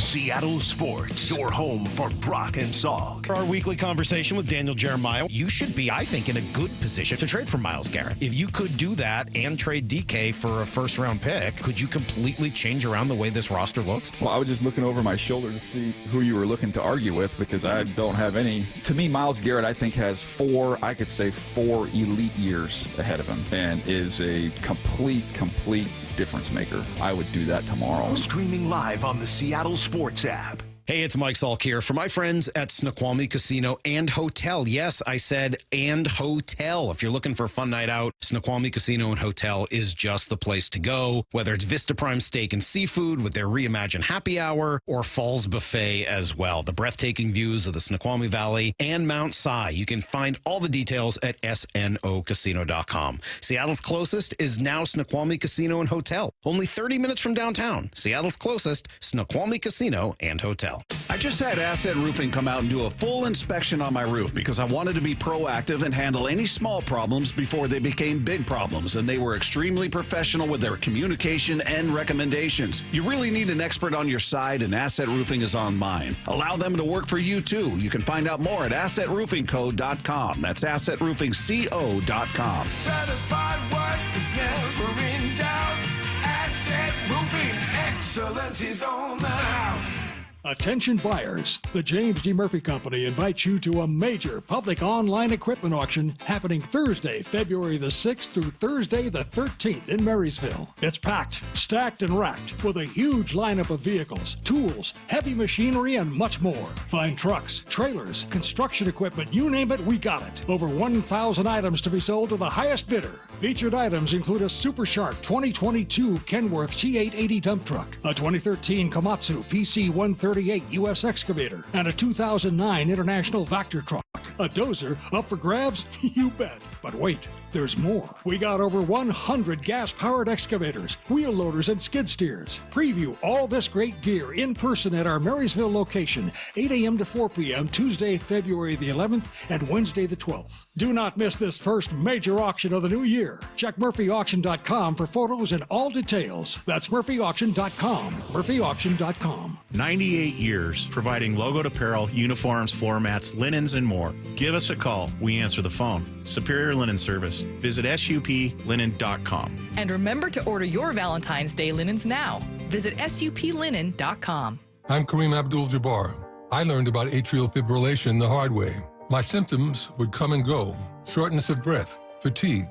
I kept going. Then I got so lightheaded, I couldn't. My doctor said I have AFib, so I'm about 5 times more likely to have a stroke. Other symptoms, irregular heartbeat, heart racing, chest pain can come and go, but the risk of stroke stays. If you have symptoms, tell a doctor. Visit notimetowait.com. Sponsored by Bristol-Myers Squibb and Pfizer. This is the story of the one who, as a maintenance specialist for a historic high-rise, knows that vintage charm historically needs constant attention. Which is why when it's time to upgrade turn-of-the-century mechanicals, they turn to Grainger. With easy access to 1 million+ products and the scale to deliver when and where you need them. The right tools and supplies are never far away. So the one can keep that vintage building running like new. Call, click Grainger.com, or just stop by. Grainger, for the ones who get it done. Stream every Seattle sports show with the Seattle Sports app. Brought to you by Fred Hutchinson Cancer Center Proton Therapy. Get new videos, podcasts, and articles on the Seahawks and Mariners from your favorite Seattle sports personalities daily. We are Seattle Sports, the home of the Seahawks, Mariners, and everything Seattle sports. Watch your favorite show live at seattlesports.com. Hey, Brock Hewitt here for my friends at PCF Group, or People Come First Construction Group, and that's exactly what they did when we made the call a couple years ago. We wanted to redo our outdoor space, wanted to add a deck, an outdoor living, a television, and a kitchen, and PCF Group, wow, they more than delivered. And if you're interested in building a stunning outdoor area like we did, I cannot recommend them enough. Reach out before the good weather arrives, and their schedule, well, it's going to fill up. So whether you're looking for a complete outdoor living space or a very specific project like an underdeck ceiling, deck, patio cover, railings, PCF has you covered. Design now and pay later. In fact, get 12 months, no interest and no payments, and up to $6,000 off and a $1,000 Amazon gift card. Request that complimentary design and estimate consultation today at 206-992-0364, 206-992-0364, or project ideas, explore photos at pcfgroup.com, pcfgroup.com. 12s. Already missing Seahawks football? Take the next step to becoming a Seahawks season ticket holder and sign up for the season ticket notification list. It's free to sign up and receive a priority number to save your spot in line. You'll receive updates on season ticket availability and more. Plus, unlock special offers and perks just for signing up. Visit Seahawks.com/tickets today. That's Seahawks.com/tickets. 35 years from manufacturing to consulting to installations. I've taken the very best from every level of replacing windows and doors and put it into our people and processes. Hi, I'm Adrian, owner of Lake Washington Windows and Doors. Over time, we've developed our exclusive Leak Armor installation to protect your home from the harsh elements, with the peace of mind of a lifetime warranty. With a 4.9-star rating on over 1,000 reviews, we're a company you can trust. Visit us today, lakewashingtonwindows.com, a name you can trust. This is The Timeline with Bump and Stacy. Brought to you by 1-800-DUI-AWAY. It It is the timeline on Bump and Stacy, reading you the top stories you're going to see and hear about on your own timeline. We are going to get started with legendary football announcer Brent Musburger picking the Chiefs to win the Super Bowl. And I know what you're thinking. Well, he's picking them because they've done it for 2 years in a row and because they were 15-2 this season and because of Patrick Mahomes. But no, he's got a better reason. She's one of the reasons why It's Taylor Swift. I'm picking the Chiefs, Susie, to win this week, okay? I don't look at stats and things like that. I look for offbeat stories to pick my winners. That's great. And I want to tell your audience that Taylor Swift has attended 9 Chiefs games in Kansas City, all in Kansas City this year, and they are 9-0. And if you go back to last year, I believe the winning streak with Taylor Swift in attendance is around 13 or 14. She'll spend her $1 million. She'll have one of those great booths down in New Orleans. I'm sure she's going to go to the game. And that's one of the reasons. KC, 9-0 in games Taylor Swift has attended this season. Just a coincidence? I think not. Not a bold take, my brother. They win all the time. Since 2015, they've had at least 11 wins. 11 That's wins. crazy. 12, 10. Sorry. Yeah, 10 and 17. I'm sorry. Other than 1 year, since 2015, 11 wins. 12, 14, 12, 14, 11, 15. That's not a bold take, my man. I can say, you know what?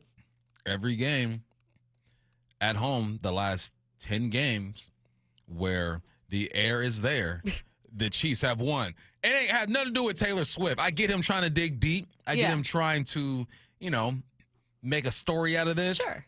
But they just win all the time. Has nothing to do with Taylor Swift.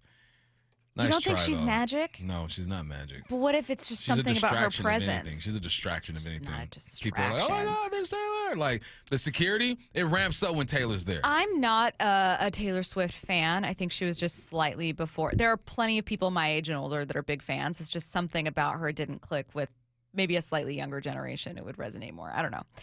I didn't grow up liking Taylor Swift. I'm not a big Taylor Swift fan. I don't mind her as a person. I think she seems like a nice human. Yeah, I think cool? that seems like a really talented songwriter. And I think that she just happens to be dating this dude. And because she is so incredibly famous, one of the most famous people on the planet, there's a ton of camera attention. I find it weird when people get super angry about that. Don't you find that weird? I find it weird when people get mad about Taylor Swift. Nah, low key, it was kind of annoying at first. Like, why are we showing her? But as the years have gone by, she's just part of the game now. Whatever. She's part of the game. Exactly. It's like, all right, there she is. I think when people get mad, it's weird. It's like, I just think a lot of people have displaced anger and should get punching bags instead of getting really, really angry at dumb things. When you watch a Laker game, they're always zooming in on people who are at the game. Like, Big as Missouri. Missouri got the biggest pop star in the world to go to their games. Missouri, the state of Missouri. Kansas City, Missouri. Oh, Yeah, right. Missouri, you know? Yeah.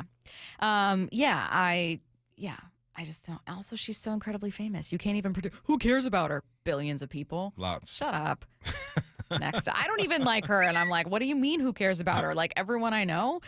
NFL Network analyst and former Bucs great Gerald McCoy shared a wild phone call he got while watching Super Bowl 49 at home from none other than Michael Bennett. Mike Bennett called me on primetime games. He played for Seattle. I played for the Bucs. We didn't play many primetime games, but they did. He would call me at halftime in the locker room. You're not supposed to do that. No. Michael Bennett called me at halftime of the Super Bowl with the Patriots and asked me, what do you see? What do I need to do? What am I doing? And I told him, hey, they can't block you here. You need to go here, make sure you're doing this, and this. And he went and did it. He called me on a Thursday night, and I said, bro, if you line up here and do this, you have 5 sacks today. And he went and got 5 sacks. You want to talk about a bad dude? Michael Bennett. He's the baddest dude I've ever been around. Halftime of Super Bowl 49. It did not win them that game, but that's pretty crazy. Gerald, we appreciate the info, but you're low-key snitching right now. I hope the NFL doesn't go back and find Michael Bennett. What are they going to do? Right. Back in 2014 or 2015. We're going to need 10K from you, Mike. No, that's awesome, man. I think, obviously, you're not supposed to do that. You're not supposed to record anything, have outside contact with anybody. But Gerald, is he coaching right now? He needs to be coaching. Yeah. If he's not coaching, man, get up on the sidelines, get these guys right. Next up, heading to Dallas and headed to the NBA, the Mavericks have offered refunds for remaining home games to fans who have canceled their season ticket plans in the wake of the Luca Doncic trade. The team will refund fans up to $2,000 if they want to take advantage of that offer, which honestly good for the Mavs because I think there are a lot of people that bought tickets maybe to go with their kids, especially who do it specifically thinking we were just in the finals. You have the superstar. Like, I wouldn't spend this money if I didn't think I might see something special. They should refund them. Yes. Because they didn't get enough for that trade. I can't believe they accepted a first-round pick and just AD. That is crazy. I think even if they were to get more, people would be upset, but then they could also be like, all right, well, we got 3 first-round picks. Okay, we can start building again. But no, man, they lost this trade. You're going to lose fans, and they have to do something to soften the blow of this because that was, I mean, people are talking about it who play golf. People are talking about it who are swimmers. Like, this is a huge deal. Did you see, I don't know if you already knew that Nico Harrison and Rob Pelinka were really tight. I didn't know they were, like, tight. Like, I didn't know they were, like, friends. Don't you think it's kind of weird? Like, kind of weird that – so apparently there was this report that Nico Harrison was one of, like, maybe 2 people in the organization who knew this was going to go down. That even the guy who's, like, third in command didn't know that it would happen.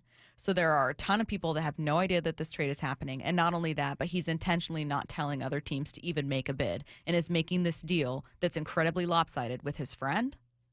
Yeah, that's why someone asked, why would you not listen to anyone else? And my comment was – relationships. And also, I think he got the exact player that he wanted.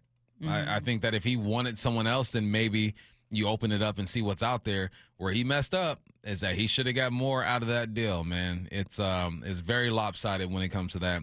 But I think he got the guy that he wanted, and he made a deal with his friend. Now it better work in the next 2 to 3 seasons. And working, I think, for the Mavericks would be a conference championship appearance or a finals appearance. One more thing. Did you see from Kirk Goldsberry on the Bill Simmons podcast? Curtis, did you see this?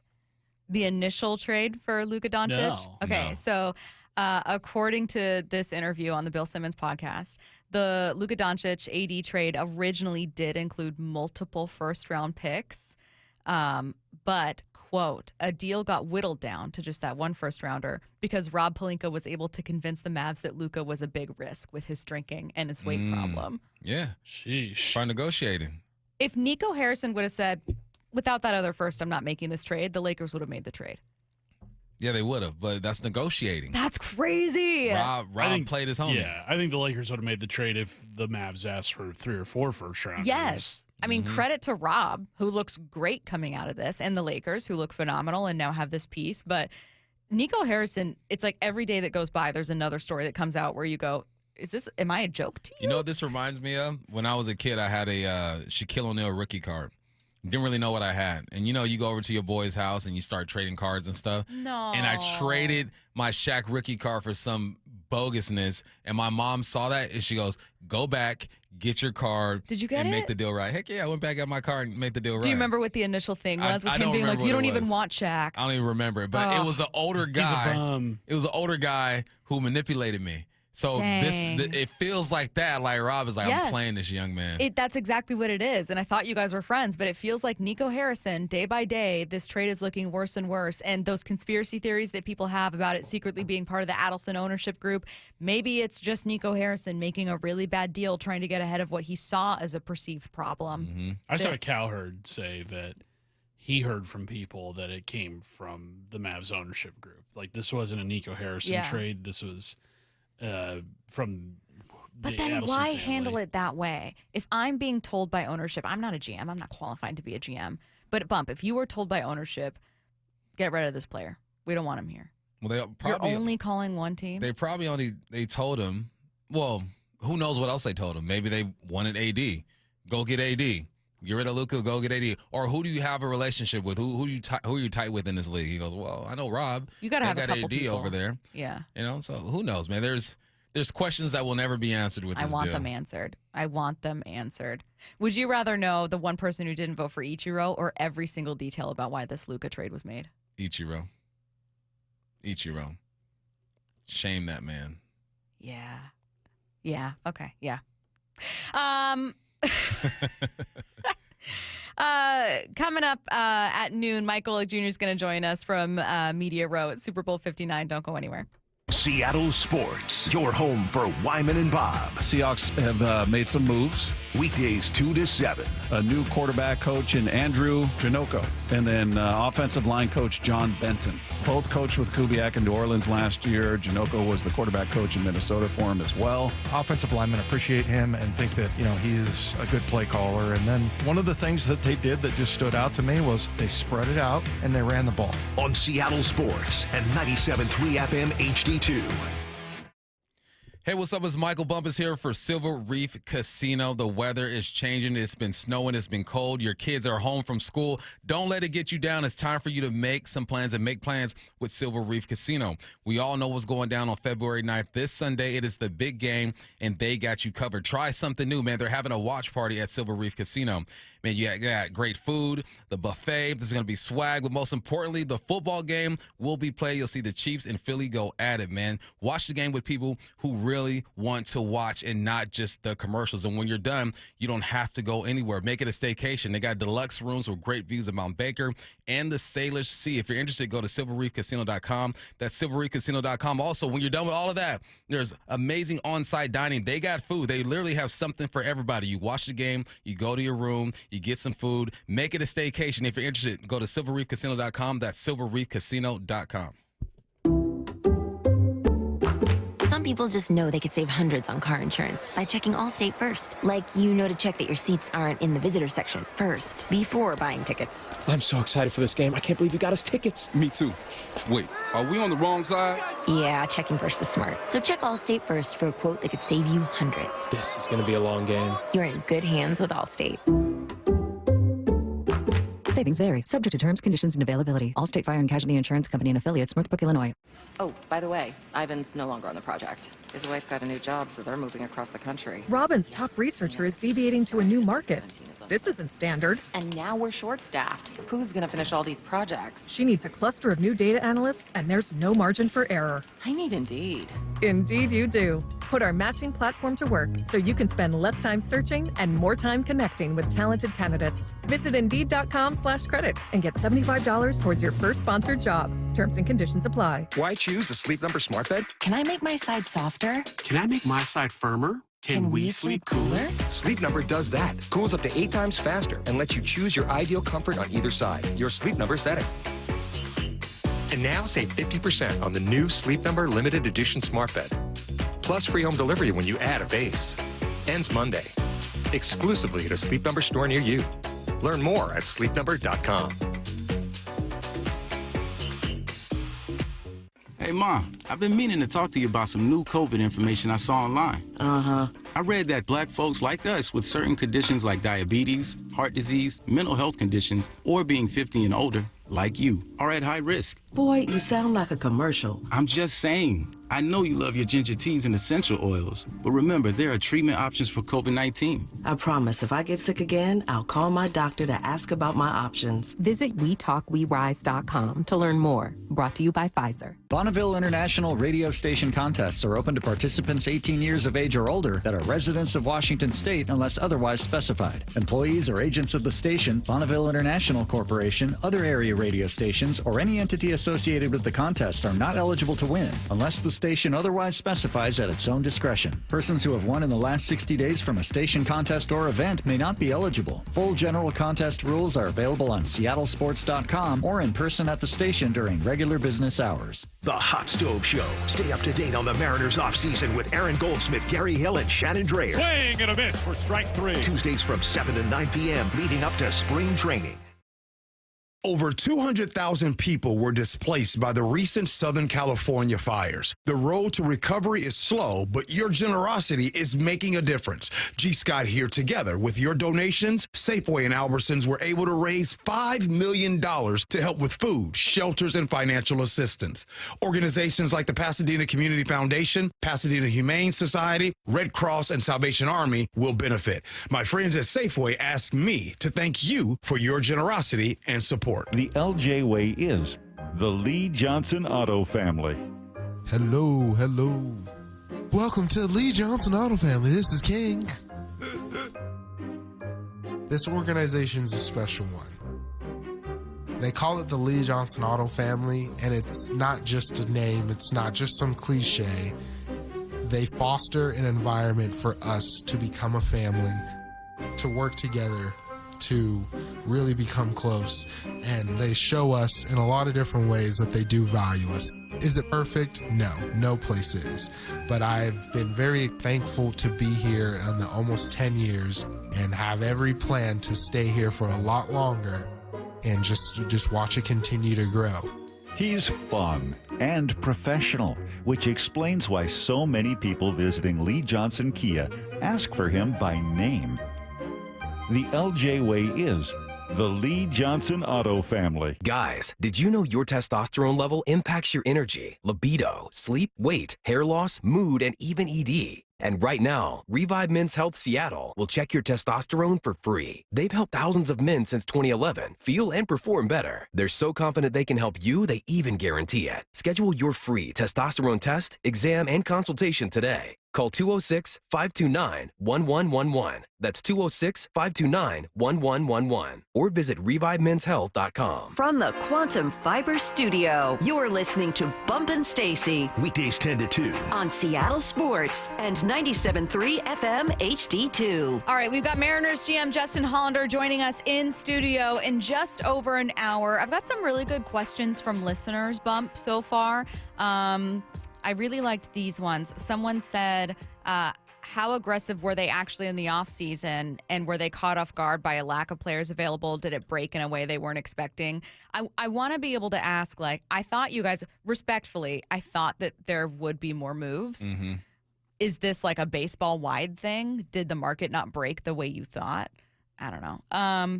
We've got some good stuff about philosophy, how they measure success offensively, given what Jerry DiPoto was looking at the other day.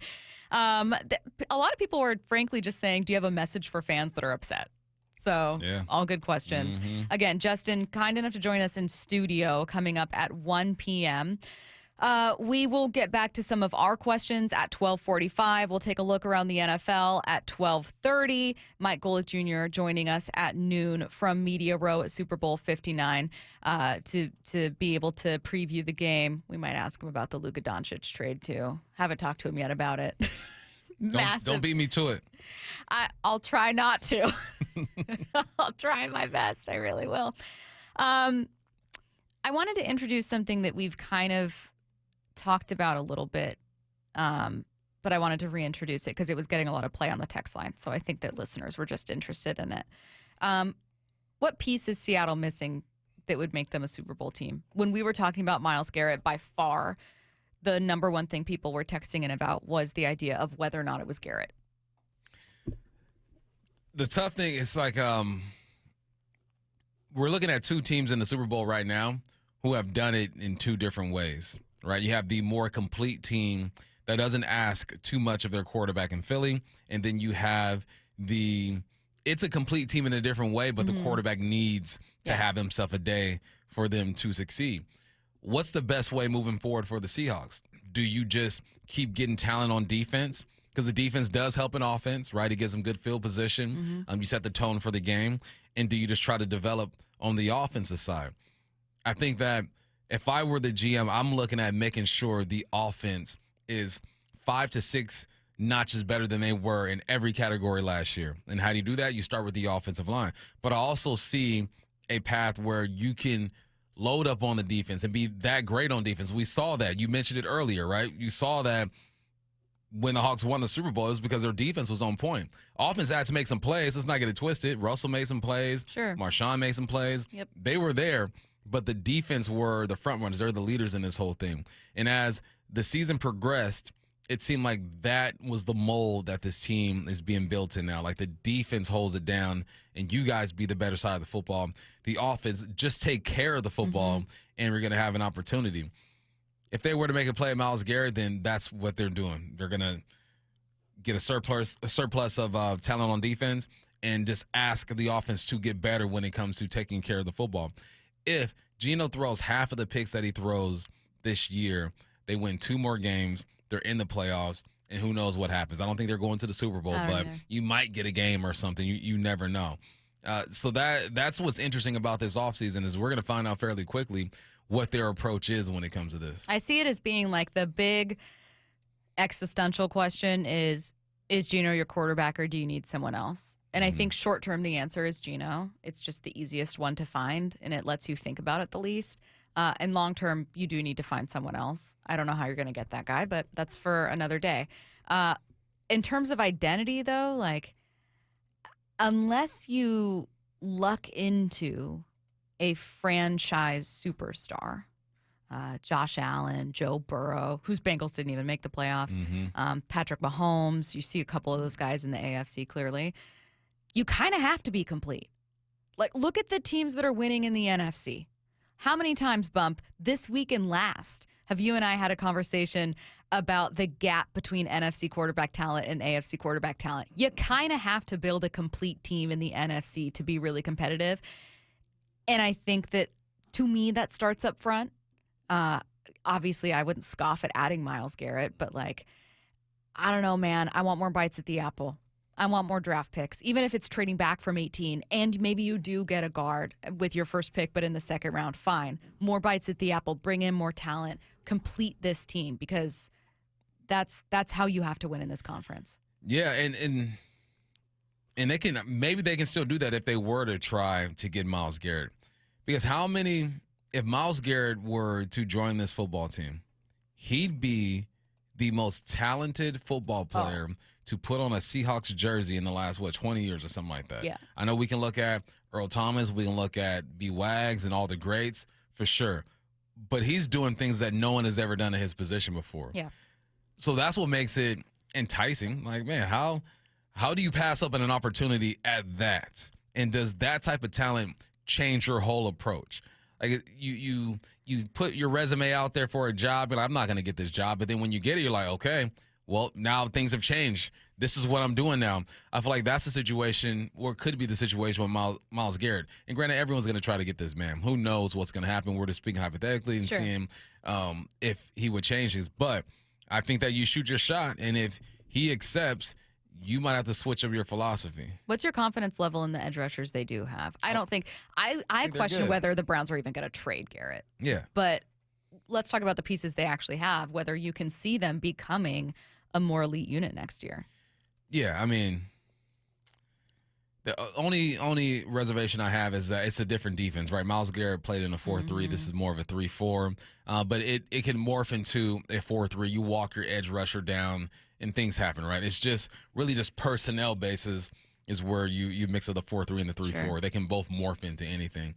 But a guy like him, tempting. If he gives you eye contact, you walk over and say hello. Yeah. You know, if his agent answers an email, a call, you got to see what's up. I am fascinated to see what happens with this. I think we're going to be watching it for several months here, and maybe in the end, Myles Garrett is just playing for more guaranteed money. Like maybe in the end, the Browns go, hey, how about we just add more money to your contract and make it more immediate? And he's like, cool, we can win in Cleveland. We were just in the playoffs last year. Let's do it. Bring back Flacco. All right, Mike Golick Jr. is joining us next from Media Row at Super Bowl 59. Lots of questions about how these teams have built to get themselves here, and then we'll ask him how he sees this matchup playing out. That's all coming your way next. Seattle Sports, your home for Brock and Salk. There was more that we heard from Jerry. He did talk about the starting pitching. You know, we were just steadfast in our commitment to hold on to the pitching. It's the foundation of their team. That's who they are. From the rebuild on, from the draft to development, it has been that rotation that is special. We got more patience, and we're going to sign these guys. Our money is actually going to be spent on Kirby and Logan and our guys. And in 2 years, when our prospects come up and all these difference makers, that's when it hits. I think that there is a lot of merit to that. Streaming live on the Seattle Sports app. Matt Coker here with West Coast Men's Health. In the past 5 years, we've seen thousands of men at our clinics. Most guys tell us the same story, that in their early 50s, it's not that they couldn't function, they just needed help. They started taking Viagra, and it worked great at first. But after a few years, it stopped working. The problem is that their arteries had become more restricted since they started taking it, because Viagra does not unclog arteries. Here at West Coast Men's Health, we use acoustic wave therapy to target the real problem, We break down plaque and clear up the arteries so blood can flow like it did in your 20s. This restores function. And guys, listen to this. You won't have to take a pill anymore. So if this sounds like you, give West Coast Men's Health a call today and see how we can help. With clinics in Redmond and Tacoma, call 206-519-6541. That's 206-519-6541. 206-519-6541. Online at westcoastmenshealth.com. Swedish Cyberknife has been serving the Pacific Northwest with innovative and compassionate care since 2006. Being able to precisely and accurately deliver radiation makes a difference in terms of controlling cancer and reducing the risk of side effects. The treatment is completed in only 5 sessions, lasting less than an hour. Patient surveys consistently give Swedish Cyberknife the highest of rankings. Swedish.org/cyberknife prostate. Treat prostate cancer with Swedish Cyberknife. 2 explosive bands. 1 massive night of alternative rock. Lit. Fuel. The Ignited We Stand Tour hits Muckleshoot Event Center Wednesday, February 19th. Get your tickets now at muckleshootcasino.com. Lit and Fuel. Light up the stage. February 19th. Only at Muckleshoot Casino Resort. Attention buyers, the James D. Murphy Company invites you to a major public online equipment auction happening Thursday, February the 6th through Thursday the 13th in Marysville. It's packed, stacked, and racked with a huge lineup of vehicles, tools, heavy machinery, and much more. Find trucks, trailers, construction equipment, you name it, we got it. Over 1,000 items to be sold to the highest bidder. Featured items include a Super Sharp 2022 Kenworth T880 dump truck, a 2013 Komatsu PC-138 U.S. excavator, and a 2009 International Vector truck. A dozer up for grabs? You bet. But wait, there's more. We got over 100 gas-powered excavators, wheel loaders, and skid steers. Preview all this great gear in person at our Marysville location, 8 a.m. to 4 p.m. Tuesday, February the 11th and Wednesday the 12th. Do not miss this first major auction of the new year. Check murphyauction.com for photos and all details. That's murphyauction.com. murphyauction.com. Why choose a Sleep Number smart bed? Can I make my side softer? Can I make my side firmer? Can we sleep cooler? Sleep Number does that. Cools up to 8 times faster and lets you choose your ideal comfort on either side. Your Sleep Number setting. And now save 50% on the new Sleep Number Limited Edition Smart Bed. Plus free home delivery when you add a base. Ends Monday. Exclusively at a Sleep Number store near you. Learn more at sleepnumber.com.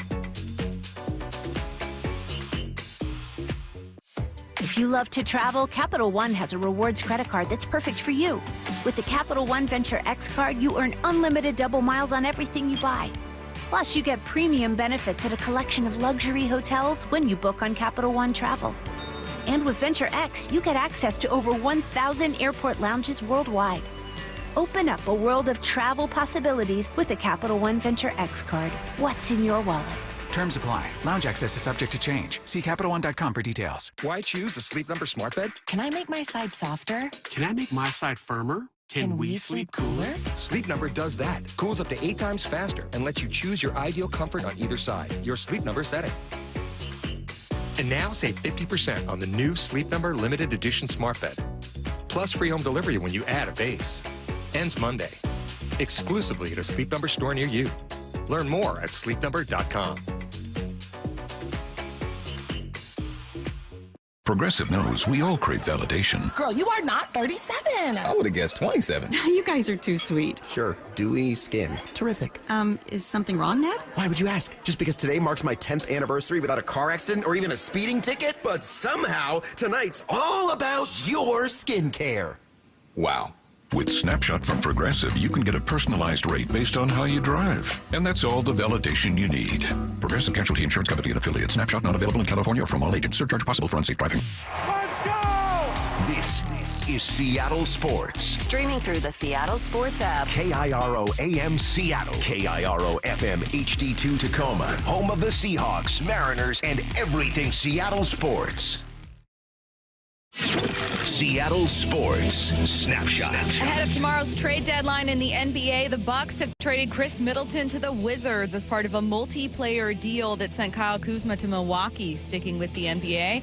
In his first public comments since the Lakers acquired Luca Doncic, LeBron James admitted that at first he didn't think the trade was real, saying it didn't set in until he saw Luca today in a video of AD at Dallas practice. It was shocking when I heard the news, James said, but at the end of the day, I understand the business of basketball. Snapshot, brought to you by Miller Lite. When it's game time, it's Miller time. Now, Mike Golick Jr. Wednesdays during football season with Bump and Stacy.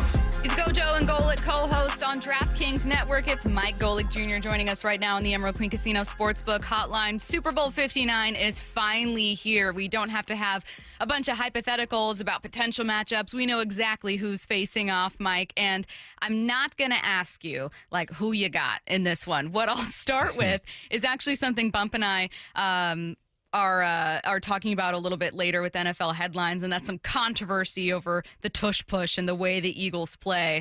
So I'll start with just asking what you really admire about Philly's offense and their style. It's blunt force trauma, right?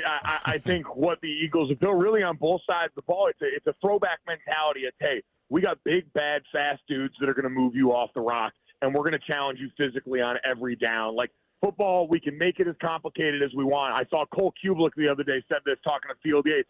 Football ain't hard sometimes. And when you got dudes like Philadelphia has, both up front in that offensive line led by Cam Jurgens, who sounds like he's going to be good in this game, Landon Dickerson, that great tackle tandem, and then, oh, by the way, a Hall of Fame caliber talent at running back in Saquon Barkley, who's finally having that talent match with production. I just think the way they're able to go out there and simplify the game has really been fun to watch this year as a reformed big guy.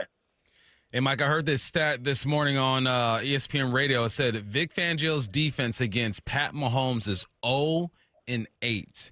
How do they switch that up this time around? Yeah, I think their defense structurally is in a really good position to at least try and defend what the Chiefs have done so well in this run, especially late in the season where last 4 or 5 games we've watched them finally play football that looks closer to what we were imagining, but it was through the quick passing game. And for Philadelphia, a big part of their appeal is, hey, they usually only have to rush 4. Maybe they'll add Zach Bond or one of these other guys in some longer downs and distances, but they generally play back at that cover 2 shell, 2 guys back deep shell. They play that kind of like 4-2-5. They're a base nickel package. And so they've got guys that can rally to the ball. They've got really good guys between Cooper DeJean and Quignon and Slay that are willing to get up and fit it up. And so to be able to slow down that short passing game and try and corral Patrick Mahomes inside the pocket where, you saw against Buffalo, they moved him around. They got him on the edges. They moved the pocket to keep them off balance. I think Philly's in a good position to at least try and go and stymie that. Hey, what's that media row experience like, by the way? I'm sure you've done it many, many, many times, but I know you guys are out there and have been having some fun. Tell us what that's been like. It's a ton of fun. I think the coolest part outside of, just the product that's always available out here and seeing that merge with the world of athletics. Zach Martin, my former teammate, who, at some point is going to retire from the Dallas Cowboys, is I think one of the 3 greatest guards to ever play pro football. I looked left from our stage yesterday. We're next to the Bounty Paper Towel Wingman house, that combination they've got. And I saw Zach Martin throwing like paper towels and football through targets wearing a Bounty Paper Towel blazer. So it's just seeing funny stuff like that. But then, we just taped an interview with Jaden Daniels that's going to run in the next couple of days. And especially seeing the guys coming back home like that, him, Malik Neighbors, the LSU guys, and just how much gravity they carry around here, how excited people are to see these guys back down in Louisiana where they did so much for this state and for the university that the state loves, and how much they enjoy getting to come back down here, I think is a really cool part of this too. Has there been an interaction with a player, executive, or whoever that pleasantly surprised you? Like you went into this situation thinking this is what I'm going to get, but you walked away feeling completely different? You know what? We had Jalen Milroe on as well, the quarterback out of Alabama that's getting ready to head into the draft this year, who, everyone's going to talk about and break down with a fine-tooth comb here soon. But it was a guy that, and remind you, these Alabama guys, they're so media savvy. Nothing of this is overwhelming to them because being the quarterback for a team like that in the SEC is basically like being at the helm of an NFL franchise. So he's done such a great job with that. Such a personable guy, understands the things that he wants to improve on going forward in this process, but has a confidence about him. We talked to him and asked him, you're tired of hearing about hand size and all these measurables and stuff. And he said, I can throw the damn football. That's what I know. So he's got that confidence that you're going to need to make this next push, and certainly has all the help in the background to make that a reality. Speaking of being tired of hearing certain things over and over, Travis Kelce certainly seems very tired of hearing people, particularly people in media, lean into the idea that the refs favor Kansas City, and I can't blame him at all. Are you kind of tired of the narrative? Do you find it very interesting? What do you make of the discussion? I find it lazy. Like, truth be told, I understand the frustration from fans of opposing teams and at times fans who may not be equipped to look at the situation and say, all right, well, here's why they're winning, or just face the reality that, hey, this is a team in the middle of a special run, and say, well, it must be the officials. The NFL must want this. This must be some big deep state cover-up. I had a bartender last night. I was going to having a nightcap with some friends, and I ended up with a 20-minute discussion with the bartender about how she looked at it and said, how can you not, with all these calls, believe that the Chiefs are getting a favorable draw? So it is something that people are talking about here. But I think in the media, I think seeing, Travis talk about it, Goodell come out and defend it, but then the referees union and all that stuff, it's giving a lot of air to a conversation that I think to a certain point, the NFL and its decision makers shouldn't be allowing the tail to wag the dog. Yeah, I think it's a fun conversation at the bar. You know what I mean? And obviously we've talked about it here on our show as well because it's been a topic. But I'm with you. I don't think the referees go out and say, all right, boys, let's make sure they get it done today. As you know, Mike, you run about 120, 130 plays in a game. The players are going to determine the outcome. So I'm with you 100% right there.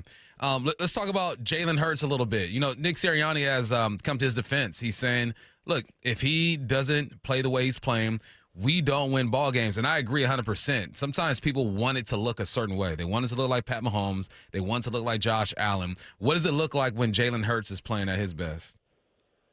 Jalen Hurts, when he is playing at his best, is helping distribute the football to all the talent on that roster. And we talked with Bomani Jones about this morning. Part of the thing with Jalen is it's not his fault that how he built the Death Star around this dude. Like, the fact that he is probably the least talented player of the stars on this offense is more of a testament to them than it is besmirching him.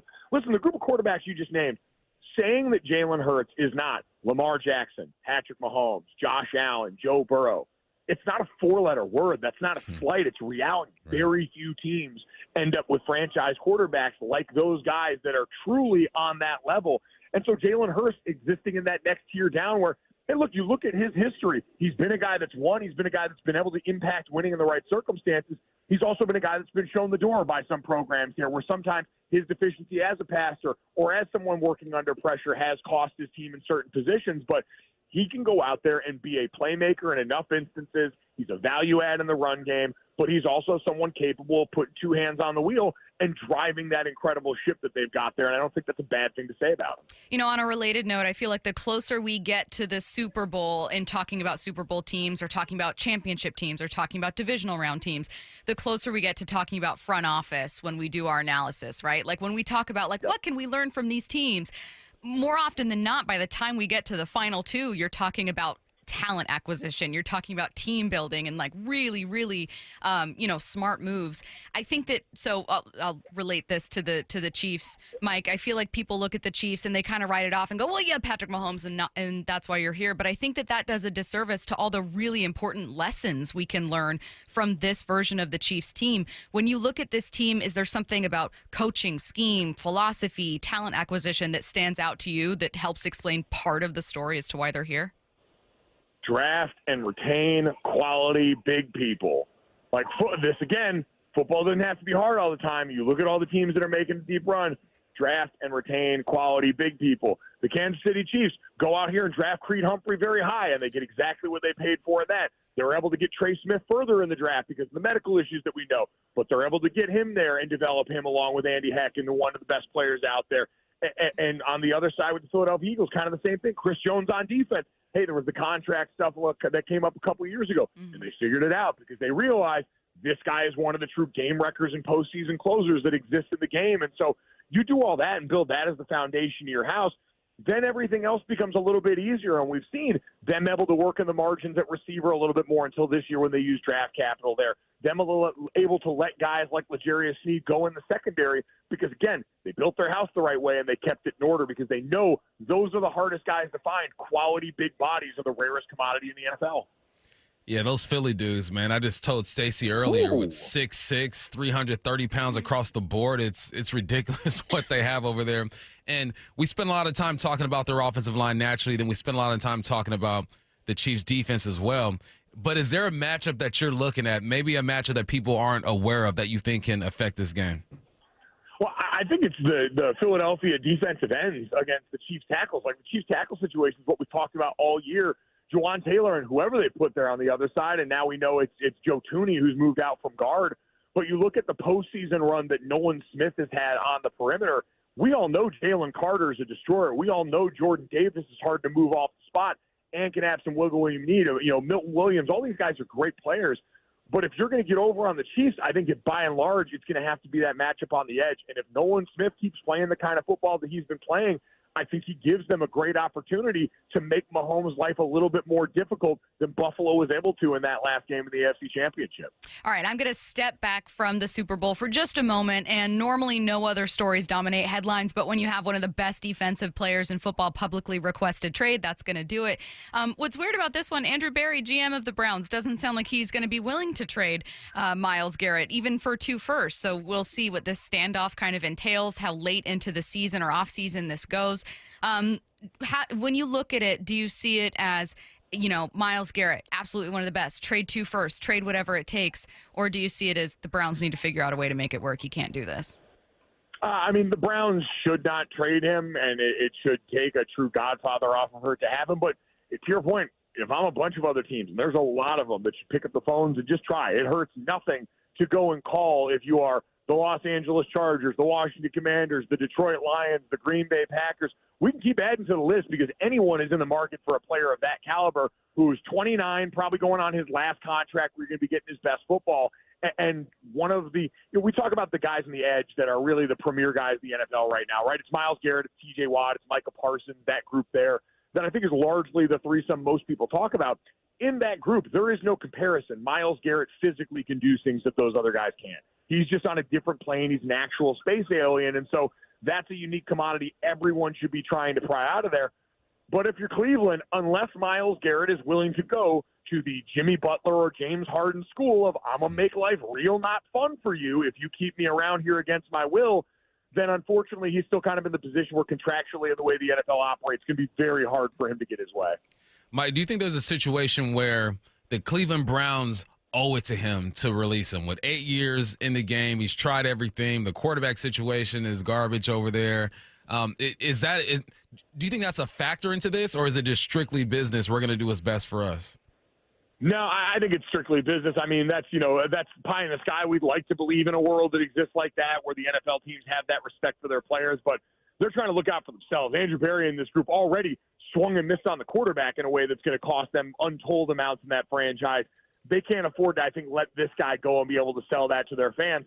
I think the compelling argument, if you were to make one about, hey, why should Cleveland entertain this, is because you botched the quarterback thing, timeline's all messed up. And would you rather commit to the full-scale rebuild now and say, let's get as much as we can out of this, see if we can get a couple of firsts, especially through draft capital in this year's draft, maybe a young player, and start to try and build that more in line with what we're going to need to do, resetting the clock at quarterback, because the Deshaun Watson timer is up. That is done. It is over. The rest of this roster on the offensive line and other places all was starting to show signs of atrophy after years of those things being the strength. And so you could argue that that would be in the best interest of Cleveland if you do want to hit the full-scale reset button to say, let's get as much capital as we can and start to go to work on this.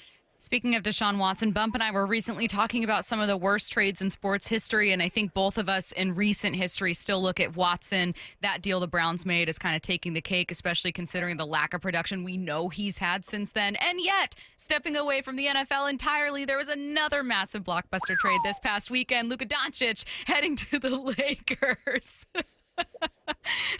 Lakers fan Bump looking at me right now. I was going to ask that question, Mike. Okay, let's turn to this. We're turning off Super Bowl questions, Mike. We got to get your take on. So here's my question. I'm going to keep it simple. Why Why did Nico Harrison make this move, do you think?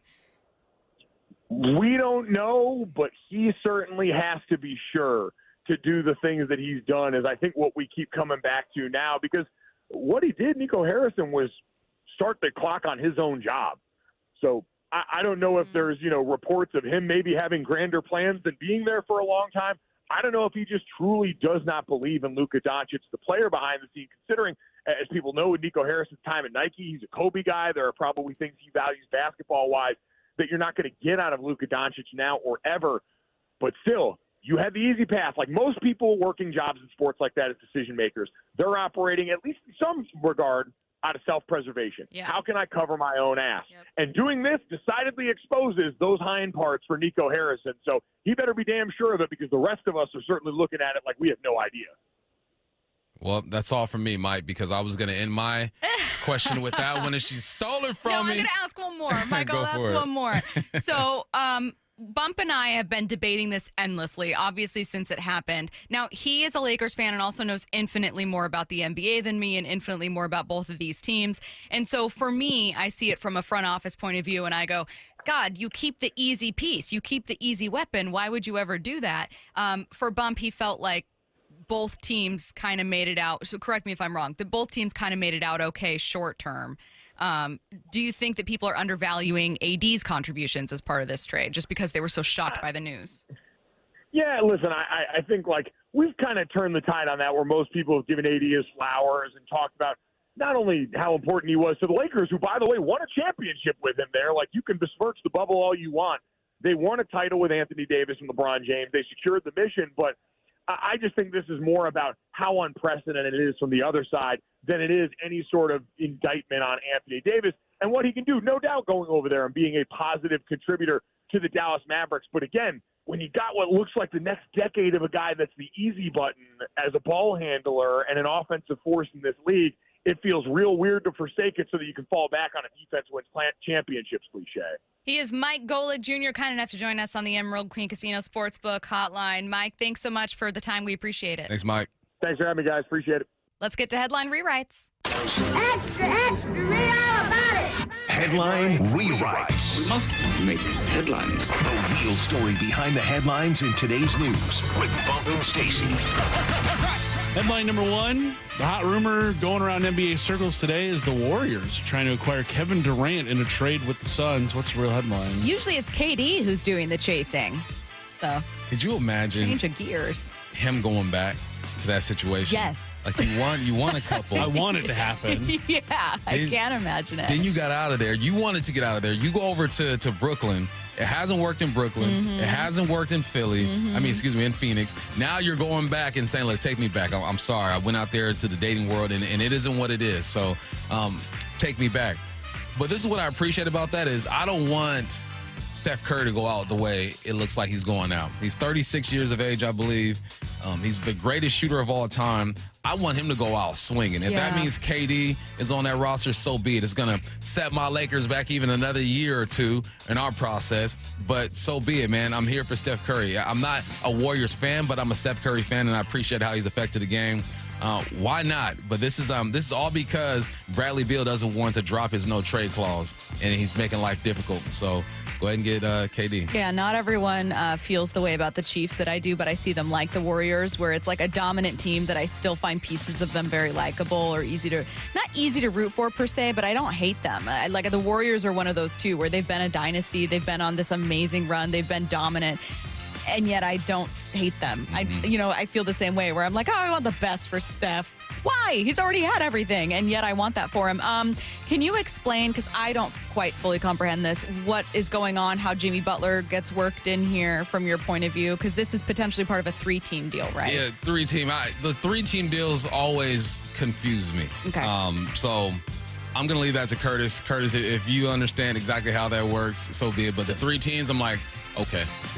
3 teams involved. You just got to match salaries in NBA trades. That's the biggest thing. You can't just trade junk for another. You got to kind of match the salaries, and then it can work from there. Okay, so the idea is the Suns still want to try to get Butler. Tomorrow's obviously the deadline.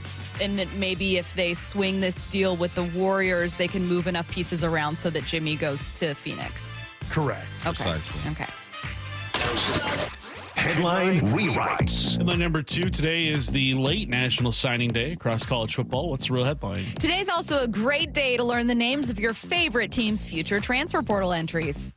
All right. Yeah, it don't hit like it used to. Back in my day, man, signing day was big. ESPN. I had to fax in my letter of intent. That's how old your boy is. And you didn't even have to say that. You know what I mean? That's all good, you man. could have been like, I texted it over on an iPhone 13. I'm okay. I'm okay with who I am, right? And it just doesn't hit the same. And that's why there isn't the big production that we're used to seeing, because we know that eventually the best player is going to go to the highest bidder. And again, it goes back to what I think should happen. It should have 2-year contracts, so you know that your guy's going to be there. You have a chance to develop him or even give him more money. If that athlete, he or she gets into that program and they're advancing, the grades are good, the work ethic is there, the performance is there, then we talk about giving them more money. But no, I don't hit the way it used to, man. It used to be a big deal. I used to, as a kid growing up, watch ESPN and see where these athletes were going. So, yeah, enjoy it while it lasts, because he probably ain't going to be there in a year or two. Did you guys see what was happening in Georgia when it comes to NIL money? Did you hear about this? Curtis, did you hear about this? Oh, yeah. It's not being taxed anymore. Yes. So I saw Mike Golick Jr., who we're going to have on later on the show at noon. He's going to join us. He retweeted a story bump that was in Georgia. A state Senate bill is going to exempt NIL compensation from income tax. This is how crazy some states are about college football. College football, and I don't blame them at all. I actually think this is great. They're college students. Like, I'm sure that there's, yelling of fairness that young people, might be having of like, well, if I work at this ice cream shop, I don't want to be taxed. Sure. But the point is, Georgia's crazy about football. The South is crazy about football, and actual state legislatures are going to be like, hey, let's make it easier to get these deals done. Players are going to start looking at Georgia like NFL players do look at Florida. Or Washington State. Well, I don't know, but non-income tax states, just to be like, hey, that NIL money. Save some money, dog. Crazy. Save some money. Headline rewrites. Headline number 3, Falcons quarterback Kirk Cousins says elbow and shoulder injuries affected his play in 2024. What's the real headline? Oh, okay. So quarterback never known for arm strength explains reason behind lack of arm strength in 2024. That's the actual headline here. It could have been stronger, though. It could have been stronger. Doesn't mean it's the strongest, but it could have been stronger. Right. He's just giving letting you know what's going on with the situation. And here's the thing. We laugh about arm strength. His arm's stronger than 99% of people listening right now. Easily. I mean, everything is with on a plane, right? Throw that ball, you know what? Zipping that thing. And related note, this is why I really don't like it when people call athletes bums or whatever. Like, I can sit here and go, Kirk, be so for real. Like, you were never known for having a ton of arm strength. I mean, if anything, I would buy it if he was like, that Achilles was still making me struggle. Like, I didn't have a lot of movement in the pocket. I'd be like, for sure. And I thought that Kirk looked amazing before he was hurt in his final season with Minnesota. Like, they didn't have the record to back it up, but he was putting up crazy numbers. He was leading the league in a couple different passing categories. I don't think that just because of his age, he's completely out of it. Now, I'm rooting for Michael Penix Jr., obviously, a fellow dog. So, sorry, Kirk. To me, your time is over in Atlanta. Well, he probably wasn't talking about his throwing it hard, too. He's talking about accuracy and timing and all that stuff, but strength plays into it. But for the sake of the headline, I'm with it. Yes, but to your point, there is a level of athleticism and just elite skill that we cannot comprehend. Like, if anyone's ever stood on the sideline during an NFL game, or if you've ever, been really close to even like baseball or whatever and seen just like, oh. Got some zip on that thing. Never mind. Normal people can't do this. This is unreal. An NFL great isn't close to retiring. That and more coming your way next in NFL Headlines. Seattle Sports, your home for Wyman and Bob. I am strangely optimistic. Players get better, and I think that they're doing the best that they can. So you're happy with you're pleasantly surprised by the offseason? I'm not happy. I think I lowered my expectations. I'm not being sarcastic about that. Just going into the offseason, I was like, I don't think that they're going to spend any money. I really don't. And you were guess right. What? I'm not disappointed. I won't say I'm right. I mean, I'll just say that I'm not disappointed. On Seattle Sports and 97.3 FM HD2. Between his hobbies and decades of work in a boatyard, Philip had put his body through a lot. I'm an avid fly fisherman and an avid skier. It takes its toll. Not to mention one other thing. I had a near-fatal motorcycle accident. Absolutely obliterated my lower left leg again. Philip couldn't live with the pain anymore, so he decided to see Dr. Mark Wagner, MD, at Seattle Sports and Regenerative Medicine for stem cell therapy. Listening to all these radio spots, I said, what do I got to lose? What was your experience like with Dr. Wagner? What I was so impressed with Mark about is that how often you have a surgery like this, and the guy calls you the next day to see how you're doing. I can't say enough good things about the guy, honestly. And how are you feeling now? I have no pain, none. Zero. Wow. So would you recommend stem cell therapy to others? I'm a fan, believe me. I'd recommend it to anybody. Before you choose surgery, consider stem cell therapy with Dr. Mark Wagner, MD, at Seattle Sports and Regenerative Medicine. Schedule your consultation at drmarkwagnermd.com. You never get a second chance to make a first impression. Superior Linen Service will help your company with logoed apparel, uniforms, floor mats, linen, and more. Visit suplinen.com. And remember to order your Valentine's Day linens now. Visit suplinen.com. Paid for by government.com. Have you heard? A recent stash of 1902 Morgan silver dollar coins has been found. These gorgeous 1902 silver dollar coins are as bright and shiny as the day they were struck, and less than 300 of these Morgan silver dollars are available. Coin experts are calling this an amazing opportunity for anyone interested in silver coins. Just call government at 1-800-806-1641, and you are guaranteed a mint condition 1902 Morgan silver dollar featuring the iconic old mint mark of the New Orleans Mint, but with limited quantity. You must call now. These 1902 silver coins are still in uncirculated condition. That is 122 years of history you can hold in your hand. To learn more, call 1-800-806-1641. Call now and you'll receive a free American Coin Collector's Bonus Package, a $25 value free with every order. Call 1-800-806-1641 now to secure your 1902 Morgan silver dollars before they sell out. That's 1-800-806-1641. Jackson Hewitt makes taxes feel like a yacht rock song. April breeze, give me my biggest tax refund, please. You, me, and a lifetime accuracy guarantee. And now get $100 just to try Jackson Hewitt. Does your tax person do that? Say goodbye to that no guarantee tax guy. Ready to sail through tax season? Go to Jackson Hewitt and you'll be limited time offer for new clients. Participating locations only. Terms at jacksonhewitt.com.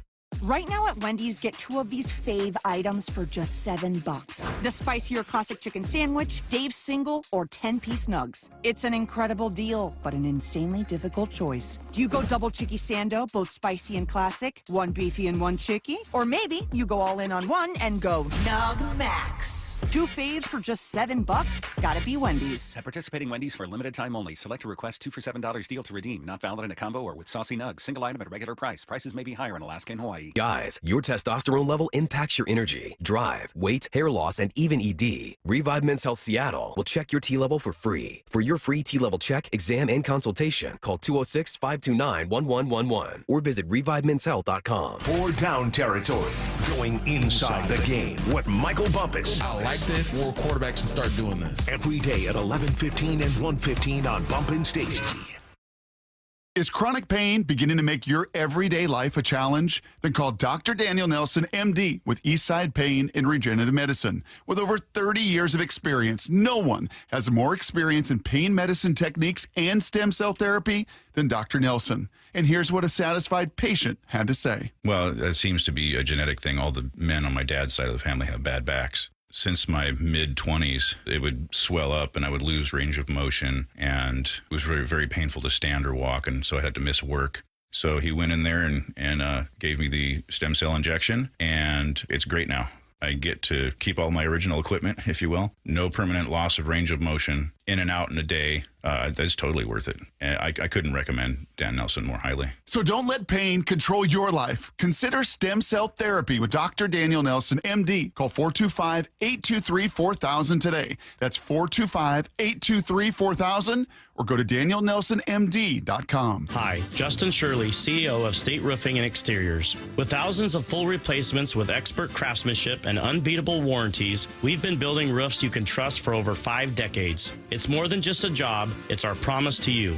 Protect your investment with a free Golden Pledge warranty on all GAF roof replacements over $15,000. Call 866-ROOF-ROOF or visit stateroofing.com today to schedule a free estimate. State Roofing and Exteriors, held to a higher standard since 1968. 35 years from manufacturing to consulting to installations. I've taken the very best from every level of replacing windows and doors and put it into our people and processes. Hi, I'm Adrian, owner of Lake Washington Windows and Doors. Over time, we've developed our exclusive Leak Armor installation to protect your home from the harsh elements, with the peace of mind of a lifetime warranty. With a 4.9-star rating on over 1,000 reviews, we're a company you can trust. Visit us today, lakewashingtonwindows.com. From the Quantum Fiber Studio, This is Bumpin' Stacy. weekdays 10 to 2. On Seattle Sports and 97.3 FM HD2. Taking a look around the NFL, we are going to start, of course, with the Super Bowl. Head coach of the Kansas City Chiefs, Andy Reid, confirmed that he'll be back coaching for the Chiefs in 2025. I enjoy teaching, so I don't get caught up too much on all the stats and all the records and all that stuff. But I enjoy being around the guys. I enjoy football, the game. You can't put in the hours that we do and not enjoy it. I love the game. Yes, I'll be back. I'm glad he's going to have me back. Andy Reid is going to be 67 years old by the time the new season starts back up. And Bump, maybe because we've seen a 70-year-old be head coach here in Seattle, I'm like, of course, Andy, what do you mean? Of course you got to return.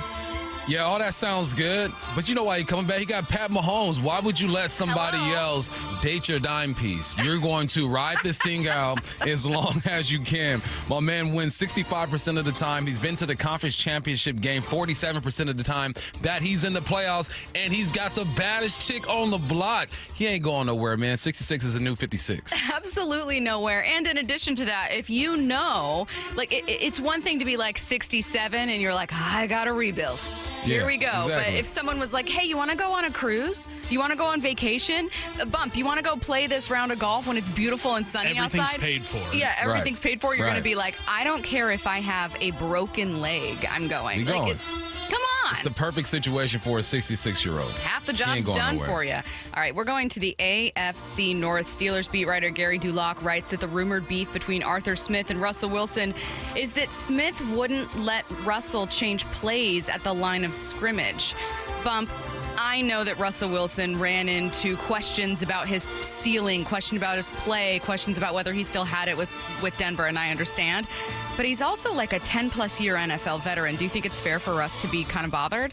He should be bothered, but here's the thing. Russ has to put the confidence in Arthur Smith that he's going to check into the right plays. Most plays, when you get it in, you get your play called and you get a kill, and then we run this play just in case. I wonder if he didn't even have the kill call. That would be so elementary if he did not have the kill call, but this is on Russell, too. He has to convey, he has to put the confidence in Arthur Smith. Like, look, I can get us in the right situation. Arthur didn't trust him. I think both have to own up.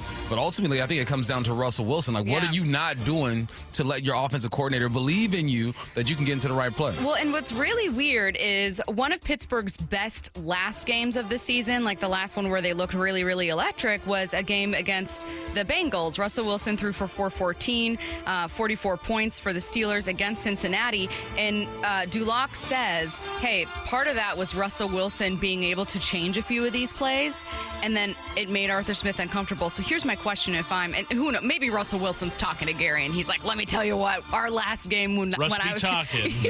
when I was calling audibles, we did great. But let's say that's true.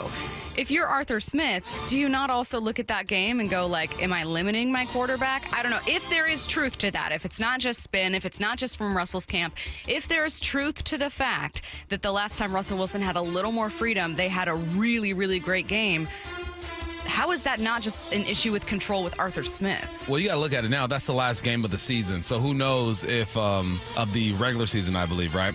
Who knows what would have happened if he started to let him do that week 3 or 4 or 5 or whatnot. At that point of the season, you kind of got to go with your gut and what you believe in and what you think Russell can or can't do. But during the offseason, if you decide to bring Russell back, that's a real conversation. But Russell has to get on the board. He's got to watch the film and put that belief in Arthur Smith and say, look, let me do this. The last time we did, we were firing, baby. Let me go to work. So there's some relationship issues going there, some trust issues going on. We don't even know if Russell's going to be back. So if he is back, that's a conversation they got to have. Next, we're going to the NFC West, looking at the LA Rams. The Rams are already reportedly getting calls to see if Matthew Stafford is available in addition to Cooper Kupp. But ESPN's Dan Orlovsky thinks Stafford ultimately comes back to LA. I believe Matthew's going to play. I believe if Matthew's going to play, he is going to play for the Rams. I believe pretty firmly that 3 teams have called the Rams about Matthew and have been told it's the Rams or it's the Rams type of thing. Yeah, you got the 26th pick in the draft. You're not going to be able to get a young quarterback now. You got Stetson Bennett on the bench. I believe you got Jimmy Garoppolo there as well. You have to do everything you can to bring Matthew Stafford back. There's nothing else out there. It's like the Rams and a few other teams, if they don't bring back their quarterbacks, right, the Pittsburgh Steelers, the Vegas Raiders, if they don't get one, they're all looking at the same redhead down in Minnesota and saying, is he going to be the one to save the day? If you can bring back a veteran quarterback, you have to do it. Cooper Kupp is no longer there. You got a great relationship with Puka Nacua. It only makes sense. If Matthew wants to play, he should play for the Rams. Throw some incentives in that contract. Make some things up. Make it worth it. I'm so excited to see what you think about our next story. Like, I can kind of guess. There's a specific quote that an NFL executive said about the tush push. Can't wait to see what you think. An NFC team that lost to the Eagles in the playoffs, no surprise, wants the tush push ban. So this is from the Packers. They want the tush push ban. Packers president Mark Murphy said, quote, "I'm not a fan of this play. There is no skill involved. It is almost an automatic first down on plays of a yard or less." He just said it's ridiculous. Like, trying to stop it is ridiculous. He said the referee even threatened to give the Eagles an automatic touchdown if the Commanders did not stop it. Which, first of all, Mark, I think you're confused about what was going on there. He said, "I'd like to see the league prohibit pushing or aiding the runner on this play. There used to be a rule prohibiting this," and he's right, "but it's no longer enforced." Don't get in 4th and 1. Don't get in 3rd and 1. And it's not automatic. We saw Josh Allen try tush push, and he didn't pick up the first down. Other teams do it. It is what it is, man. Don't get yourself in that situation. You don't have to deal with it. Be better on 1st, 2nd, and 3rd down, and you're not in that situation. The tush push, to me, is it's the essence of football. Back in the day when this thing first started, when you had those leather helmets out there, the tush push was everywhere. It's a scrum. You look at rugby, like, it's all connected. This is football. I have nothing wrong with the tush push. The problem is you just can't stop it. And don't get yourself in that situation. You ain't got to deal with it. It feels like he's blaming the tush push on losses. He is. And that's soft. It's really, really soft to blame it on cheating when this isn't an exploitation of the rules. This is an exploitation of pure strength. Yeah. And it's strength that you don't have and you can't stop. Yeah, the skill isn't in, like, scheming out the other team. The skill's in Howie Roseman putting that offensive line together and the Eagles putting that offensive line together and those guys getting in the weight room every single morning and every single evening. That's the strength. Making sure they measure out their protein, whatever it is.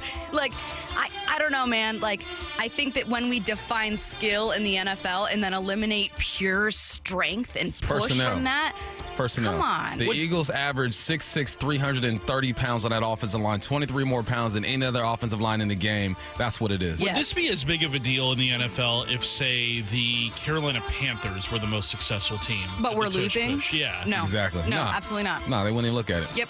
Nope. No, this is specifically because the Eagles are winning. People are like, we got to stop Not just because they're winning, because they've been to a Super Bowl with Super Bowl 57. Now they're back in Super Bowl 59, and people are seeing it as like, oh, it's automatic. It's not fair. Having Patrick Mahomes on your team isn't fair. And they thought they were done because Kelsey left. Yes. Oh, Kelsey's gone. We don't have to deal with that anymore. Now reload. Let's get it. Yeah, it's I'm offended by that take. For the first time all season, Tom Brady will be allowed into production meetings this week ahead of the Super Bowl. Good for you, Tom, getting some insight there. That's cute. But to think that Tom Brady wasn't getting all the information he needed out of that production meeting. So obviously you guys know I work for the Pac-12, CW, ESPN, and there are times where I can't make the production. You know what I get? I get a video of the production meeting. I get lots of notes of the production meeting. It's nice that he's finally going to be able to be there, but Tom was prepared. All right. right. Well, get ready to yell the fix is in if you're listening, because I'm sure that for those who think that the Chiefs are somehow predestined to win this thing, they're going to think that about this story. Last one here. The NFL and Miami Heat president Pat Riley have agreed to a deal that would allow for the Chiefs to use, quote, three-peat on Super Bowl merchandise if they beat the Eagles on Sunday, of course. Riley trademarked three-peat when he was head coach of the Showtime Lakers. That's such a Godfather move. Like, look, I'm going to own this. And if y'all want to use this, you're going to have to pay me. Pat Riley's a G for that. And I'm glad that the Chiefs will be able to use it, because we all say it. We all say, not even realizing that we should be paying Pat Riley every time those words come out of our mouths. But good for them. Good for Pat. He will get his money. And that's exactly why he bought the rights. All right. We've got Mariners GM Justin Hollander joining us in studio at the top of the hour at 1 p.m. Just over 20 minutes from now, Justin Hollander joining us in studio. If you guys have questions you have for the Mariners GM, get those sent in to the Mac and Jack's text line, 866-979-3776. Seattle Sports, your home for Wyman and Bob. Seahawks have made some moves. Weekdays 2 to 7. A new quarterback coach in Andrew Janocko, and then offensive line coach John Benton. Both coached with Kubiak in New Orleans last year. Janocko was the quarterback coach in Minnesota for him as well. Offensive linemen appreciate him and think that, he is a good play caller. And then one of the things that they did that just stood out to me was they spread it out and they ran the ball. On Seattle Sports and 97.3 FM HD2. This week's First Mark Challenge victory, well, it goes to Mike. Hey, Mike, why did you call First Mark Insurance? My wife and I moved here from New York City and found this great guy. It got pricey, but because he was good to us over the years, we stayed loyal to him. But then one day I got an increase that was quite unacceptable. So I made one phone call. I didn't do any shopping. My wife told me to call First Mark. Mike, were they able to save you and your family money? Oh, yes. It was over $100 a month. What would you tell others they can expect when they call First Mark? The most competitive pricing that you can find. And they had terrific customer service. Even if you're on the phone with them, you can tell they have a smile on their face, so you can tell they love what they're doing. Do you wish you would have made that call earlier? I was just kicking myself as you were speaking because I didn't do it sooner. Well, you just heard. Mike did it. My family did it. You got to do it, too. It's totally free. Take the First Mark Challenge. See how much they can save you and how much better your coverage will get. Maybe you will be our next First Mark Challenge victory. Just go to firstmarkinsurance.com. That's firstmarkinsurance.com. Attention buyers. The James D. Murphy Company invites you to a major public online equipment auction happening Thursday, February the 6th through Thursday the 13th in Marysville. It's packed, stacked, and racked with a huge lineup of vehicles, tools, heavy machinery, and much more. Find trucks, trailers, construction equipment, you name it, we got it. Over 1,000 items to be sold to the highest bidder. Featured items include a Super Sharp 2022 Kenworth G880 dump truck, a 2013 Komatsu PC-138 U.S. excavator, and a 2009 International Vector truck. A dozer up for grabs? You bet. But wait, there's more. We got over 100 gas-powered excavators, wheel loaders, and skid steers. Preview all this great gear in person at our Marysville location, 8 a.m. to 4 p.m. Tuesday, February the 11th and Wednesday the 12th. Do not miss this first major auction of the new year. Check murphyauction.com for photos and all details. That's murphyauction.com. murphyauction.com. Progressive's Auto Quote Explorer lets you easily compare direct rates from different insurance companies, so you can be confident you're getting the right one, even if it's not with Progressive. Way more confident than you were when you bought that TV in a parking lot. It just happened to not come in a box, or include a remote. And when you finally managed to turn it on, all it displayed was the menu of Grumpy's Tacos. So use Progressive's Auto Quote Explorer and be confident you're getting insurance that's right for you. Progressive Casualty Insurance Company and affiliates. Not available in all states or situations. Prices vary based on how you buy. Okay, I have to tell you. I was just looking on eBay where I go for all kinds of things I love, and there it was. That hologram trading card. One of the rarest. The last one I needed for my set. Shiny like the... designer handbag of my dreams. One of a kind. eBay had it, and now everyone's asking, ooh, where'd you get your... windshield wipers. eBay has all the parts that fit my car. No more annoying... just beautiful...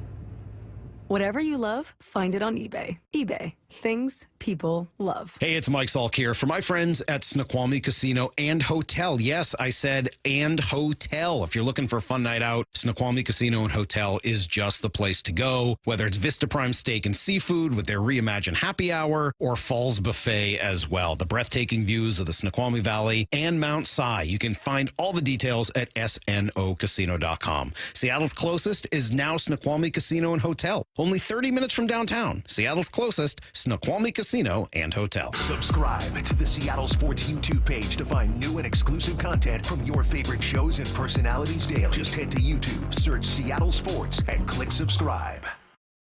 The Big Seattle Boat Show ends this weekend, February 8th. The Boat Show, the Boat Show, the Big Seattle Boat Show. It's the West Coast's biggest boat show with big selection, big discounts, and big fun for everyone. The Big Seattle Boat Show. It's a big deal. The Boat Show, the Boat Show. You're gonna cruise the boat show. You won't believe how cool it is, so bring the family. Presented by Sundance Yachts and Port of Seattle. Details and discount tickets at seattleboatshow.com. Start the year fresh with Washington Energy's New Year, New Home Sales event. Upgrade and save 15% on energy-efficient Bryant heating systems for your home. Keep cozy and safe this winter storm season with 15% off Honeywell whole home generators. Prepare for spring with 15% off beautiful Anderson windows and reliable Simonton doors. All on sale now for a limited time. It's the New Year, New Home Sales event with Washington Energy Services, bringing good energy to your home. Make 2025 your season and experience Seahawks football like never before. Take game day to the next level with premium hospitality, exclusive perks, and unbeatable views at Lumen Field. 2025 full season suites are available now. Perfect for celebrating big moments, hosting clients, or enjoying the game with family and friends. Visit Seahawks.com/suites. To learn more, that's Seahawks.com/suites. Recycling batteries at Pacific Power Batteries is a good idea. There are lots of different types and chemistries, so not everything is free. Our recycling destinations are legit, legal, and doing the right thing with spent batteries. Not everybody else out there does this. Last year, we recycled over 1.5 million pounds of lead-acid batteries and 154,000 pounds of computers and monitors. Oofda. Why? Because it's the right thing to do. Pacific Power Batteries recycling since 1985. Before it was cool. From the Quantum Fiber Studio. This is Bumpin' Stacy. Weekdays 10 to 2. On Seattle Sports and 97.3 FM HD2. Happy Wednesday coming up. And is it Wednesday? Yep. It's been Wednesday for, going on several like hours. Almost 13 hours now. I just had like a mental break right there. Start me over with the music, Curtis. No, just kidding. Mariners GM Justin Halder is joining us in studio in less than 15 minutes. Bump and I are very excited to talk to Justin, and I know that the temperature around this team is hot right now, and not in a good way. I know that people are very, very fired up. Bump, you've been seeing plenty of questions on the text line already. You've been seeing plenty of people, whether they're tweeting at you or tweeting at the station or tweeting about the Mariners. We know the kinds of things people want to know about this team, and bigger than that, the kind of things they just want to say and get off their chest. I figured you and I, before we bring Justin in, could talk a little more frankly, before we have company over, about just some of the things that we're curious about with this team. And we're not going to be able to ask Justin all of these questions because he's not going to know all of them. Right. But we'll filter through, and if you guys have questions that you have, text them to the Mac and Jacks text line 866-979-3776. Bump, after listening to Jerry Dipoto yesterday and after looking back at all the moves this offseason, what are you kind of stuck wondering about this Mariners team? What are your expectations? Like, what are your real expectations? I think that, say Mike McDonald, for instance, I think his expectations for this team his first year was just to make the playoffs, right? You're going to say Super Bowl. You're going to break down as a team during training camp. Super Bowl on 3, 1, 2, 3, Super Bowl. There are a bunch of teams doing that. But coaches know who their team really is. And how are they looking at their roster right now? Is this a playoff roster to them? Do they think they're going to win the division? You looking to sneak in the wild card? Is this a World Series team to you? What are your expectations? Because I think they put their foot in their mouth a couple years ago by saying this is a World Series type of team. Yeah. Got everybody excited. Yep. We kind of bought into it. But then as the season progresses, we're seeing that they're a couple of steps away. So that's really what I think. Because, listening to DePoto, he feels confident about this roster. He sees some things in this roster that I think a lot of people don't see. So I want to know, what are your expectations going into this season? Like runs that we didn't see. Yeah, stuff we just didn't see. So mine is a very related one. In addition to just what are your expectations this year, I want to know, like, where are you at with this rebuild? Because I almost want to hear, like, from Justin or from Jerry, if you're in the phase of the rebuild where you're fully out of, hey, we're just kind of developing talent and you're into pedal to the metal, then why didn't we see more spending? Mm-hmm. You know what I mean? And my assumption, much like yours, was when you saw the promo of Scott Service writing "next step, win it all" or whatever on the whiteboard. I know that that's a marketing and promotional material as opposed to like a statement from the front office. But that doesn't get done without this front office co-signing on, like, this is where we are. Mm-hmm. So I'm curious to ask Justin. I need to figure out how to do it tactfully. Where are you at with the rebuild? Like, are you at the stage where, you're looking at 2027 as a phase where you could really compete? Or do you look at the pieces you have and think, like, no, this is our late stage. Like, these, we're ready to go here. Like, this is our version of contention. So it's a very related question, but I want to tie it to, like, hey, remember how you guys said that, like, around 2023 for, like, it would really be starting to advance 2025, and you only get to blame COVID for so long. You only get much like all of us, we only get to blame COVID for so long before you have to go, okay, yeah, you're right. It's been 5 years. It's been half a decade. You know what? Well, hey, since COVID started, we can include part of 2021. But I think that I would bet you, Bob, I'm curious if you agree, that if we were to ask Jerry DePoto, he would say, well, COVID kind of threw a wrench into a little bit of that. Like, I guarantee you he'd say that. I think every team can say that. Yeah. I think every business can say it. Every family can say it. I mean, I see it in my children, my COVID baby children who had to go to school on Zoom for like a year or whatnot. They missed out on some social stuff. I think, yeah, you can always say that. And I think that's a crutch that if I were them, I would lean on too. Mm-hmm. Because there are a lot of people asking questions about what you did and didn't do.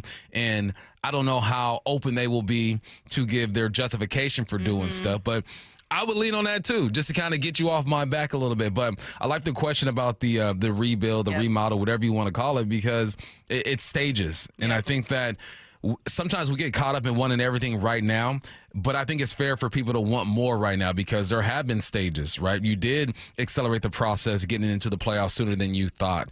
And then it's what next? It's win it all. You didn't come close to winning it all. Mm-hmm. And then the following year comes up and you fall a couple of games short. So where exactly are you in this rebuild? How close do you think you are? I think our questions kind of tie into each other. Mine are like, what are your expectations? Yours are, okay, how close are you to reaching those goals and those expectations? And I'm interested to hear his answer. I also understand that Justin works for the Mariners, and he's not going to give us the exact answer that everyone wants. Everyone wants that raw, sitting at the bar top, having a couple beers type of answer. You're not going to get that. You're not going to get that. But hopefully he gives us something when we ask those questions. Well, and you guys can be like me and Bump and be a read between the lines person. What is he not saying? Right. What might he be hinting at? And also, I know that, like, he's coming into kind of a weird environment, but Justin is a nice dude. Like, I think he cares deeply about winning. You and I have had not, like, hung out with him or talked to him off the record, per se, but in, like, the minutes before random interviews, like, he cares deeply about winning and I think is pretty pragmatic about where the team is and his resources. As a great man once said, what else?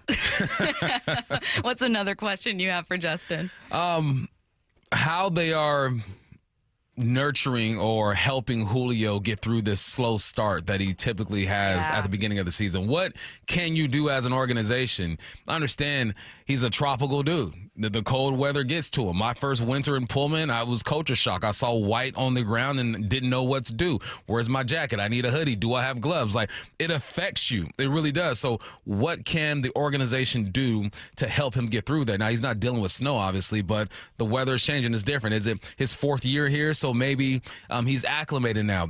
Is this even a thing? Do you have conversations with Julio about his slow start and what you can do to fix that? Because we all know that if he doesn't go, this team doesn't go. They're banking on a lot of guys repeating what they did at their peak last year. But the most important piece of this puzzle, if we're not talking about the rotation, is Julio Rodriguez. I absolutely agree. You're right. And to your point, when you're counting on Julio, it's like, hey, if you're kind of our only hope, Obi-Wan, like, we need you to start in April. We can't have you pick up and get hot in June or July. I think, God, we have so many questions, and I'm seeing so many come in on the Mac and Jack's text line right now. Again, 866-979-3776. So I do have some fun ones. Like, I want to know how many teams called about starters. Like, he can't tell us the teams, but I want to know, like, did you get a call from every team? Did you get close? Did you get close? Yeah, so I'm curious about that. And then I'll throw in as well that I'm curious about where free agency plays into their philosophy. One thing you and I have talked about a lot is you're clearly a draft, develop, and trade team. But what happens when the pieces you're developing aren't lining up with the pieces you have and you have a gap? And that's where they're at right now, where they've got obviously amazing arms and amazing rotation. And these guys aren't getting younger, and they're not going to get healthier on average. You have bats that are in your farm system that you like, and they're just not ready. They're not close. So does free agency come in there? Do trades come in there? Like, how do you close the gap when you can't just draft, develop, and trade your way out of a hole? Yeah, and what's the deal with the prospects? Like, we all know that they don't hold the same weight they used to. Yet we keep hearing about them, and I'm excited about them. What's the approach with that situation? All right, you guys. Justin Hollander, GM of the Mariners, joining us next in studio. You're listening to Bump and Stacy on Seattle Sports. Don't go anywhere.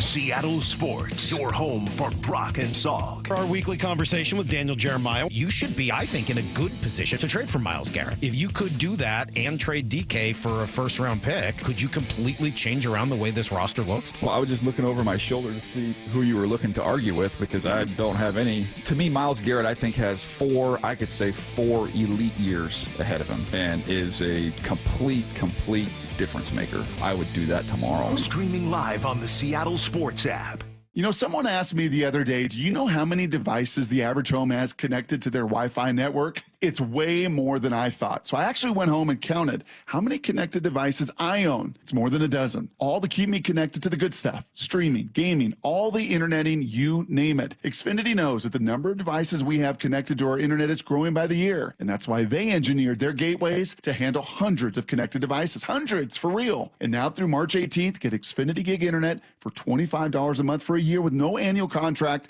and Wi-Fi equipment included when you add an unlimited mobile line. And ask how to get an eligible free 5G phone with trade-in. Make sure your home Wi-Fi can handle everything you throw at it and then some. Visit Xfinity.com, call 1-800-XFINITY, or visit a store to switch today. Restrictions apply. Requires paperless billing and auto pay with store and bank account. Taxes and fees extra after promo regular rates apply. Xfinity Internet required. Reduce mobile speeds after use of monthly data included with your data option. Data thresholds and actual internet speeds vary. Hi, Justin Shirley, CEO of State Roofing and Exteriors. For over 55 years, you've trusted us for roofing, siding, windows, decking, and gutters. Call 866-ROOF-ROOF or visit stateroofing.com today to schedule a free estimate. State Roofing and Exteriors. Emerald Queen Casino, the entertainment capital of the Northwest. The best place to watch all your favorite sports. Featuring wall-to-wall viewing screens, 6 windows, and 30 kiosks. Be there at emeraldqueen.com. Emerald Queen Casino, the entertainment capital of the Northwest. Over 200,000 people were displaced by the recent Southern California fires. The road to recovery is slow, but your generosity is making a difference.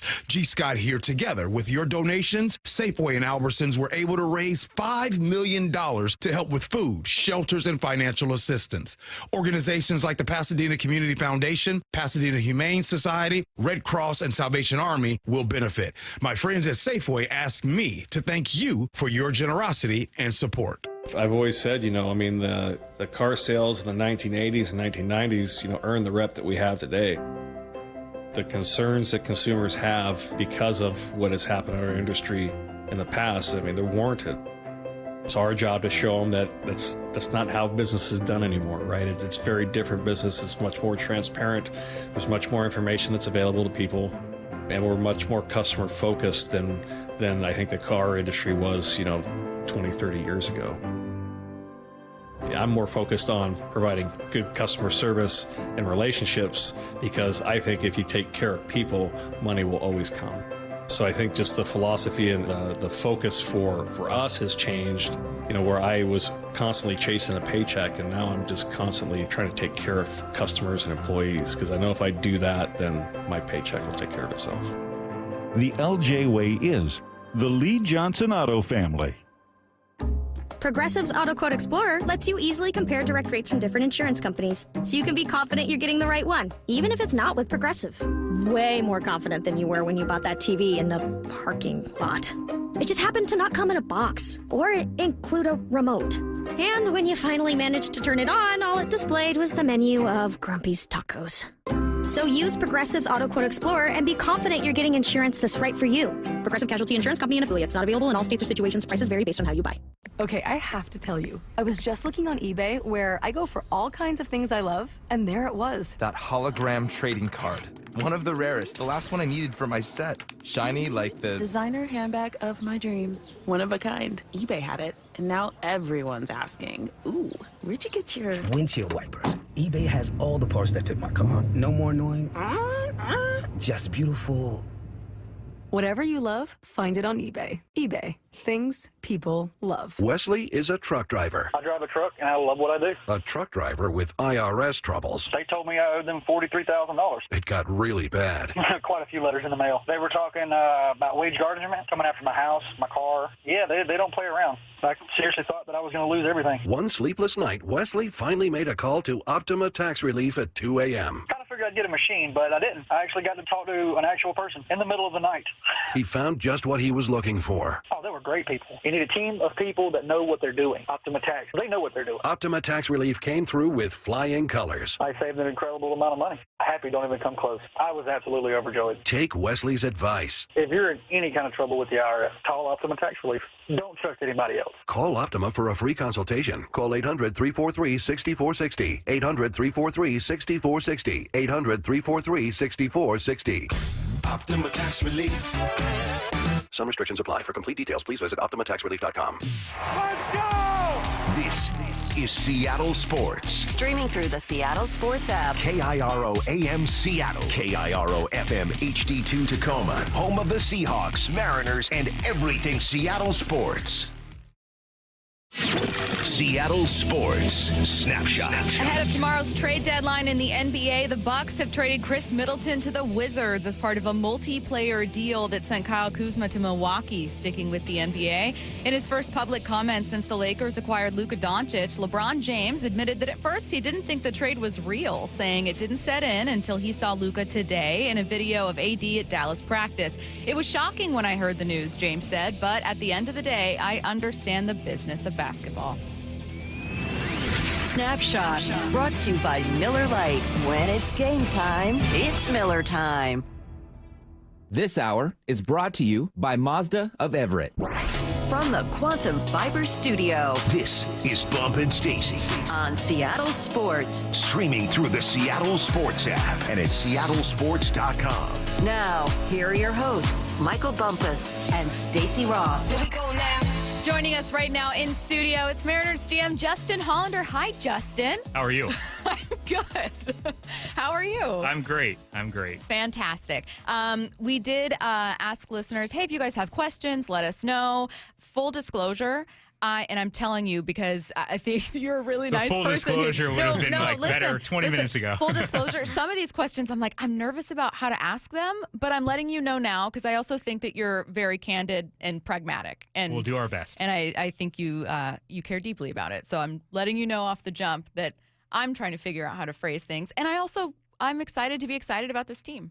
And I know that listeners feel that way too. So that's where we're going to end as a look ahead to, oh my God, I can't believe in 2 weeks? Pitchers and catchers report? Like 5 days. Unreal. Okay. So I'm going to start by looking at free agency. expected just more moves from more teams. It was kind of a weird offseason. It's like the Dodgers did everything, and then it was kind of quiet. Did the offseason, whether it's free agency trades, break the way you thought? Was it more quiet than normal? What did it feel like? I mean, it's definitely more quiet than normal for us. I think, Jerry talked about it the other day. We sort of envisioned that it might be more quiet than normal, so I didn't think that totally took us by surprise. Every offseason is really unique. Some years there's lots of transactions. Some years there's less. Some years they come early. Some years they come late. I think last year we made a fair amount of transactions, but that most of them came later in the offseason. This year there's just been less. We did have areas that we wanted to address on the infield. The first thing we did to address them was adding Solano. Really, really happy with that add, just because I think it's a great roster fit for us. Donovan's been a really good player for a long time, particularly offensively, and his versatility both to hit in be able to play first, second, and third, I think gives us some flexibility as we get into season, depending on what young players are ready to come to the big leagues, who's hot, who's not, what injuries we may have, just to cover us in different ways. So really excited to add Donovan. Then obviously adding Jorge back to the team last week was a big deal for us. Give us a switch hitter. He'll be playing a new position this year, but just another player on the infield, particularly a left-handed bat, to help balance our lineup. Yeah. No question that rotation is ridiculous, and I would assume that when teams are getting to the table to negotiate, the first thing they want to do is try to grab from that rotation. Was that something that was just off limits for you guys? And I'm pretty sure you had some bogus offers out there too. We had some bogus offers to use your turn of phrase. No, nothing's ever off limits. I didn't really envision a scenario where we were going to trade like Julio or Cal this offseason, but nothing's ever like truly off limits. I think, teams asked about virtually every player on our team. I think the one player that didn't get asked about at all was Julio. Every other player on our roster got asked about in some fashion. It doesn't mean we actually got close to doing anything. With our pitching, we knew it was going to be a point of conversation whenever teams call us. I think Jerry referenced it as Plan Z when we entered the offseason. We love our rotation. We think what they do night to night gives us a chance every night. It makes the rest of the team better. It takes pressure off of the rest of the team. Having 5 really good starters takes pressure off any one of them individually. That takes pressure off the bullpen. That takes pressure off the offense. So weren't really looking to trade any of them. Mm-hmm. We had conversations that didn't really lead to anything that we thought would make the Mariners better. And I guess I'd rather keep good players than trade good players if you're not certain you're making the team better. What are you seeing from some of these players? Because I think like Bump and I clearly see people that get like angry and they're like, oh, they had a ton of strikeouts and it wasn't enough offense and why didn't they add?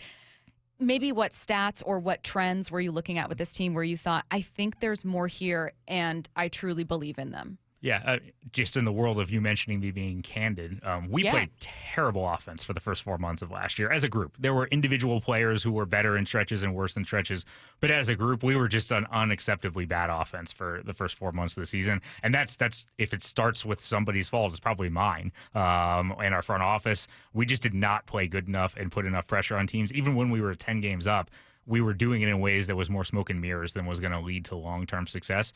Over the last 2 months of the season, even preceding when Dan and Edgar took over, we played much better offense, particularly after the trade deadline.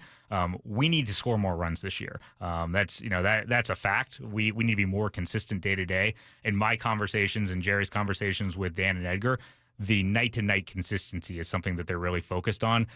Sometimes that will come as a result of the little things like moving runners, putting a ball in play, stealing a base. Sometimes that'll be hitting more 3-run homers. But we definitely need to put more pressure on teams offensively. We feel like we have a team that is capable of doing it. I don't know if we're going to lead the free world in offense like we did over the last 6 weeks of the season. I'm pretty certain we'll be better than we were for the first 4 months of the season. We were just bad. That kind of leads me to my question. There's no denying how tough it is to hit at T-Mobile. It also helps the arms out there. When you look at the additions that you've made and then the way the roster is kind of constructed, do you think that this team can play good ball at T-Mobile the way they think is conducive to scoring runs and getting those W's? Yeah, definitely. Even amongst last year, which an 85-win season I would qualify as a disappointing season. We didn't make the playoffs. We didn't accomplish our goals. We played great at home. Sometimes a little ugly in the way we won games, but we won a lot of games at home.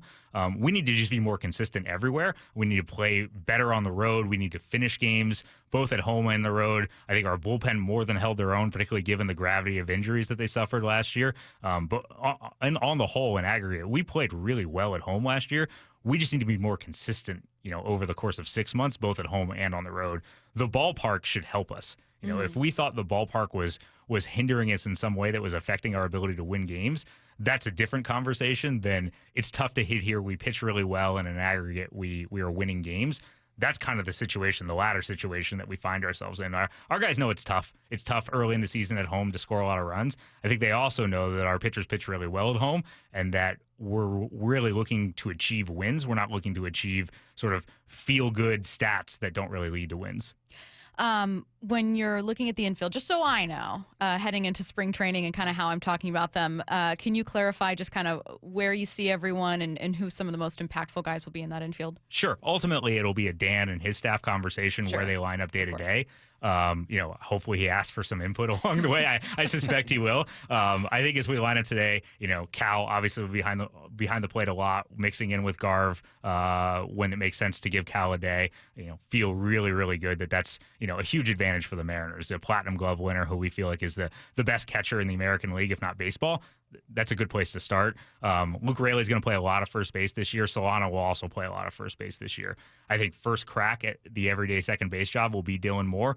Ryan Bliss will mix in. Leo Rivas will mix in. We'll see some Cole Young in spring training this year at both second and short.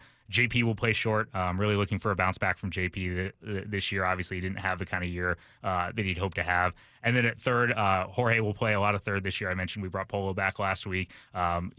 Giving him the 6-7 weeks of time to prepare at third in spring training, we thought was really valuable, as opposed to asking him to bounce between positions or learn something on the fly during the regular season. And then the other players that I mentioned, Solano can go to third to give Polo a day off.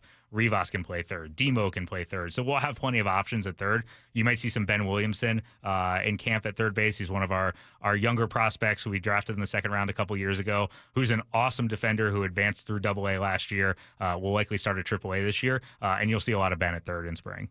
The lineup, man, it shows some pop at time, right? Rosarena came out there hot. Robles has done his thing, but I think we all focus on Julio naturally, right? He's the headliner when it comes to this, and he has a history of starting off pretty slow. Are there things that you guys are doing to help him with that, or is it something you try not to bring to his attention? Like, how do you handle the slow starts that Julio's had so far? I think Julio knows. I don't think that anybody needs to bring it to his attention. One thing I think we lose sight of is Julio's 24. He just turned 24 years old. So, when we talk about a history of starting slow, that history is pretty young still. It's a pretty small history of a couple of months of baseball here and there. I think Julio is going to be fine. I would envision Julio taking a big step forward. He's one of the most talented players in baseball. And we talk about good places to start. You start with the best catcher in the American League and what we think is the best center fielder in the American League. I envision Julio having an awesome season, and I don't think the want to get off to a good start will factor into him pressing or something like that. I just think he needs to get into a rhythm in spring training and carry it forward in the regular season. But his desire, his work ethic, his ability is second to none. I'm not at all worried about a slow start from Julio. Can I ask what sounds like a really stupid question? Because it's above my head but way below yours. But one popular question that we got from people is just wanting to know, hey, when it comes to building this team, as a GM, what are stats that you value? And it could be traits, it could be advanced analytics, but when you're building this team, right, and it comes together as a puzzle, what are some things that maybe you found you truly valued from most of the position players? You felt like this is a right fit for us. Yeah, it's interesting. I think people are always searching for the one number. Right. What's the one number they're going? And it never works out that way. We're looking at total contributions from a player. So oftentimes that, gets broken down into WAR, which stands for wins above replacement, which tries to capture the whole value of the player. But, when you're piecing together a roster, just for instance, Solano capable against right-handed pitching, very good against left-handed pitching. Pairing him up with someone like Luke Raley, who does it a little uniquely, it's more of a lower walk, higher strikeout, big power player, but has been very good against right-handed pitching over the years. So it's two players who do it in totally different ways. Luke with big power and sort of brute force, Solano with more barrel accuracy and feel, one against lefties, one against righties. Mm-hmm. You mash them together. and you get a very productive player, but you're evaluating how they get there in totally different ways. So there isn't one number or one way to build a roster. You're just looking for productivity. You're looking for runs in if you're scoring offense, Right. and you're looking for runs out if you're trying to pitch and prevent runs. And that's the thing we're looking at. How do we score more runs? How do we prevent more runs? What's the status on Matt Brash, and how do you feel about this bullpen going into spring training? I feel great about the bullpen. I mostly feel great about the bullpen because Matt is doing great. Really, really, we missed Matt a lot last year. I can't overstate how valuable he is as sort of a fixer. We would call him the pivot man or a setup man in previous iterations of bullpen construction. He's one of the best relievers in baseball. He obviously had Tommy John, missed all of last year. He is doing phenomenally well. I would anticipate that he's back in big league games if he stays on track by the end of April, which is a big boost for our club, having that kind of dynamic bullpen weapon in front of Mooney with a healthy Gregory Santos, with some of the other guys who emerged last year like Colin Snyder and Trent Thornton. Eduard Bizardo was phenomenal over the last 6 weeks of the season. So we feel like we have a really good bullpen from the right side, and hopefully we get a bounce back from Gabe Spire, who did not have the kind of year he had 2 years ago, and feel like he's going to come back and has had a really good offseason building into what we think will be a big bounce back for him this year. Are you guys open to making some more moves or even eyeing some as we inch towards right into spring training? Definitely open to it. Been on my phone all morning talking about different things. Can confirm his phone is next to him. We never turn off our phones or turn off interest in trying to get better. Everybody wants to try and add to the team as much as we can. So we'll keep working on ideas and workshopping things. We don't have anything imminent. I would anticipate that as we get into camp next week, that our roster today is either identical or very similar to what it looks like now. But that doesn't mean that things won't happen in February and March and April and May and June. But I do think that the roster as constructed now is probably pretty close to what we're going to go in with.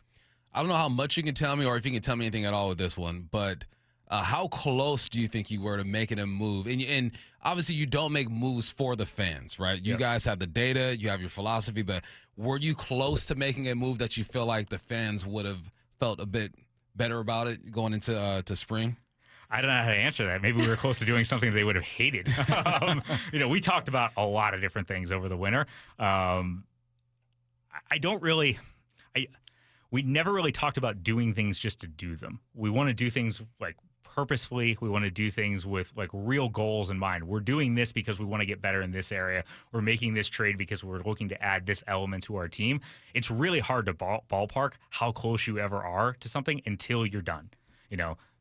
We never really got to the 1 yard line on something, and then something happened away. But we talked about literally hundreds of ideas that we thought may have crossed midfield at some point and just didn't happen for whatever reason. Either we didn't want to do it or the other team didn't want to do it. But I personally am not that interested, and I don't think the rest of our front office group or our organization is that interested in just shaking the snow globe to say we shook it. Let's do things to say we did them. I heard Brad Stevens do an interview a couple years ago, and he talked about not confusing activity for achievement. I thought, Brad Stevens is really smart. That's John Wooden who actually said it, which I later came to learn. But, we don't want to confuse activity for achievement. We want to make meaningful, purposeful moves to make the team better. We don't just want to make it look different but worse. What is, it sounds so stupid to say what's the goal, but for instance, 3-4 years ago when I was covering this team, we understood it's a rebuild. Like the expectation was not World Series because the expectation was, let's see what some of these pieces look like. Who's this Julio kid? Yeah. Right? It's so funny to think about it now. Where are you at now in that process? And what's the goal? Is it pedal to the metal? Is it, hey, we've still got some of these pieces we're eyeing? Where are you? It's all those things. Our goal is to get better every day. Our goal is to win the division. Our goal is to make the playoffs. I think I said it earlier, like 85 wins and not making the playoffs is a disappointing season. That's not what we're aiming for. We're aiming for division titles, for playoff series wins, for World Series wins. We need to play better than we did last year, more consistently over 6 months, and that will lead us to our goals. All right, he is Mariners GM Justin Hollander. Justin, thanks for taking the time. We really appreciate it. I wish I could ask you a million questions off the record. Like, I would love to know the most egregious offer you got for a starter, but we can't ask you, and you can't tell us. Sorry, we're out of time. We're unfortunately out of time. You guys have a really good group, so I'm sure you got calls about every single one of them. We're gonna kick you out. That's fine.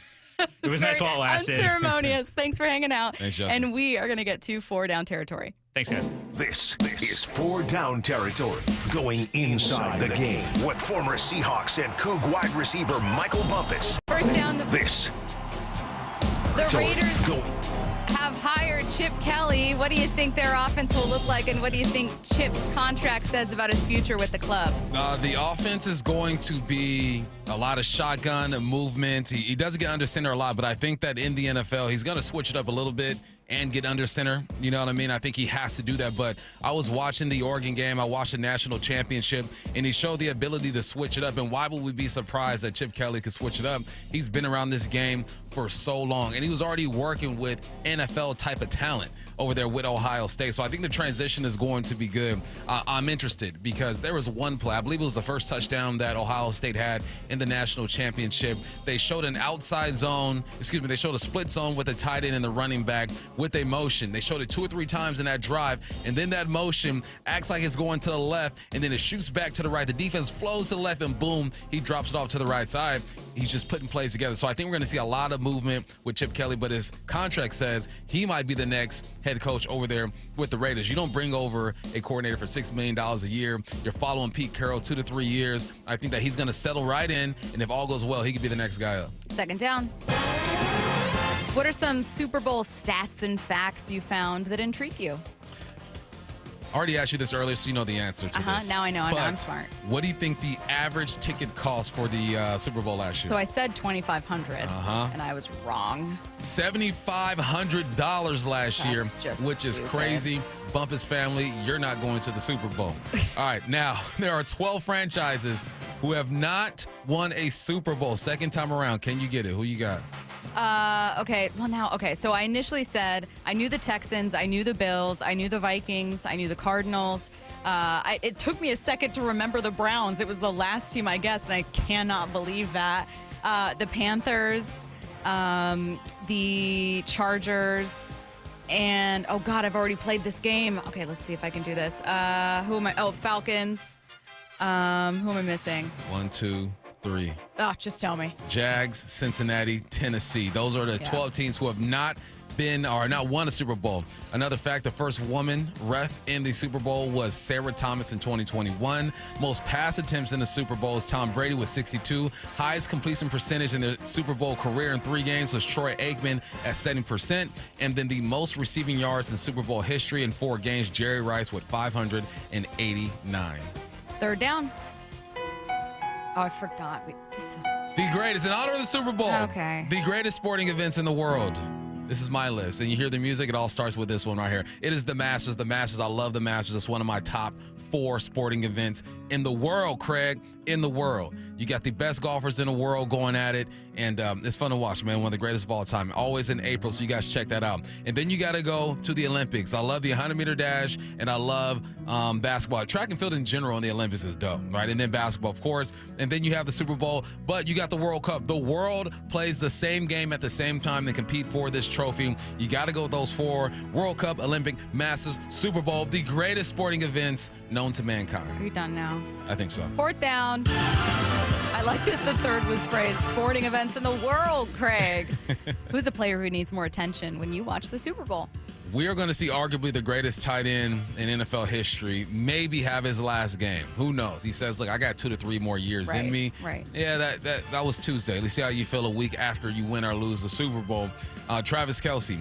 But the guy who's going to be responsible partly for making sure he doesn't go bananas the way that he has done in the Super Bowl and the playoffs in general. You got to look at Cooper DeJean, man. He's a young man out of Iowa. Side note, he was asked during his media obligations, who's the most famous person you have in your contacts? And he said Caitlin Clark. They both went to the same school. Imagine how nuts they were on campus. She was way more popular than him, though.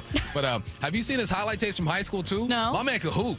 Dang. He's hoop dunking on fools and stuff, but he's going to be responsible for slowing down Travis Kelce at times. And is he going to be physical?